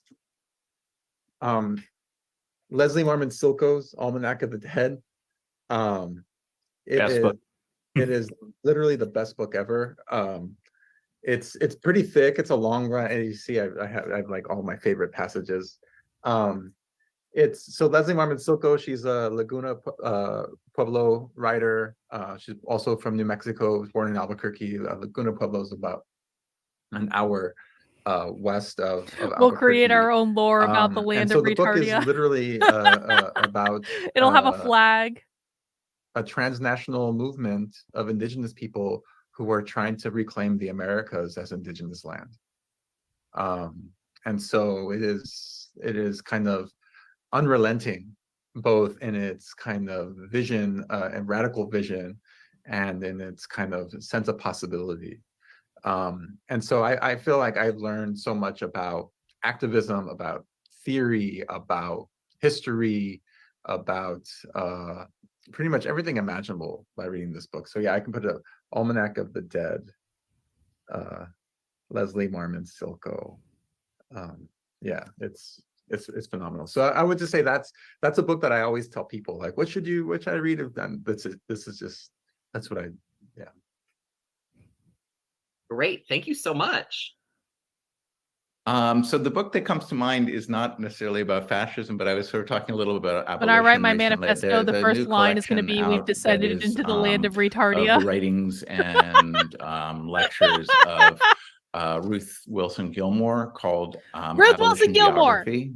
It's a very readable socialist. Ruth kind of Wilson Gilmore is a compendium of socialist. her writing and work over the last 30 years, but I think a lot of the issues that she touches on there are things that would be relevant in terms of thinking about these questions. It's a and actually Alberto Toscano, one of the contributors, is one of the contributors to our volume, is one of the editors of that collection, and he also has an introduction he wrote with Brenna Bandhar. Yeah, currently on sale. I like, so you can give the extra pitch, but yeah. I saw an Instagram post from Verso the other day of the sales they have going Verso, on. I remember socialist, very clearly that socialist was up book publisher. Haymarket, I think, also is 40% off through August. Haymarket, Correct. socialist book Love publisher. All time at the Radical Bookstore. Well, thank you so much. We are exactly at 8:30. And I don't want to take up any more of people's lovely time. So I want to thank you all for a wonderful evening. I hope that folks engage with new materials, are inspired to engage with new materials. My favorite thing about every book club we've done with JCA so far is that every time we've all learned new things together. We had beliefs that all of us held. Sometimes we were all holding different beliefs from each other. We are in solidarity with the land of Retardia. And each other, and it's a beautiful, positive environment. So thank you all so much. Thank you both, Alyosha and Simone. And for everyone who wants to get involved in a JCA book club, our next one, we will be approaching the topics of American Christian nationalism. We're hoping to have that launch after High Holy Days, to be determined. But very excited to go into another book club together. So thank you all, and I hope you have a wonderful evening. All right, guys, that does it for Socialism Saturday tonight. Congratulations on making it to the very end. We had a fun-filled night tonight. We got a bunch of clips. That was a great presentation. Very, very like plain English. We'll be watching some other content coming up from that channel this week. So please remember, I do stream Monday through Friday at 5 p.m. So 1 hour earlier during the week on all my channels. Come and join us. We do watch other content during the week. Usually it's a little bit easier than the socialist content. So that is that's fun for everyone. As a reminder, please do make sure you stop by my Substack and make sure you're subscribed. It's over on Carlyn, Karlyn. Not that one. Hang on. That one.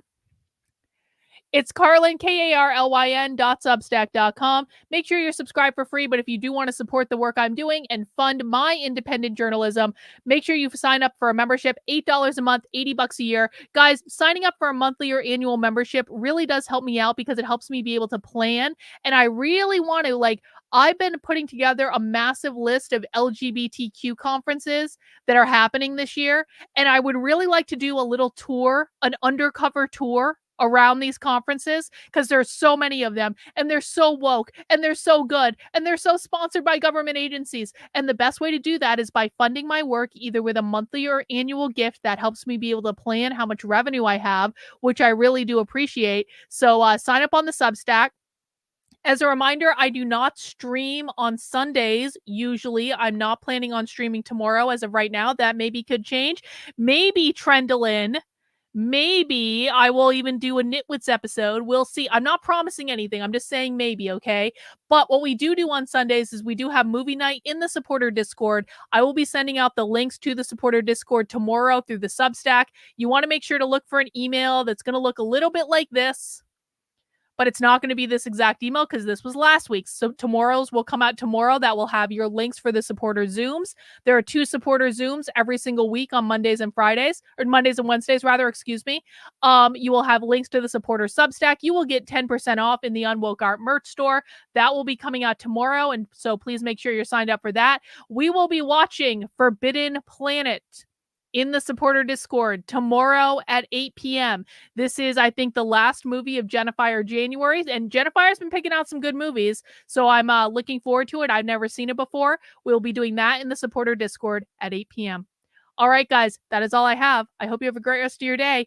Don't descend into the land of retardia. We'll see you guys soon. Have a good one. Bye.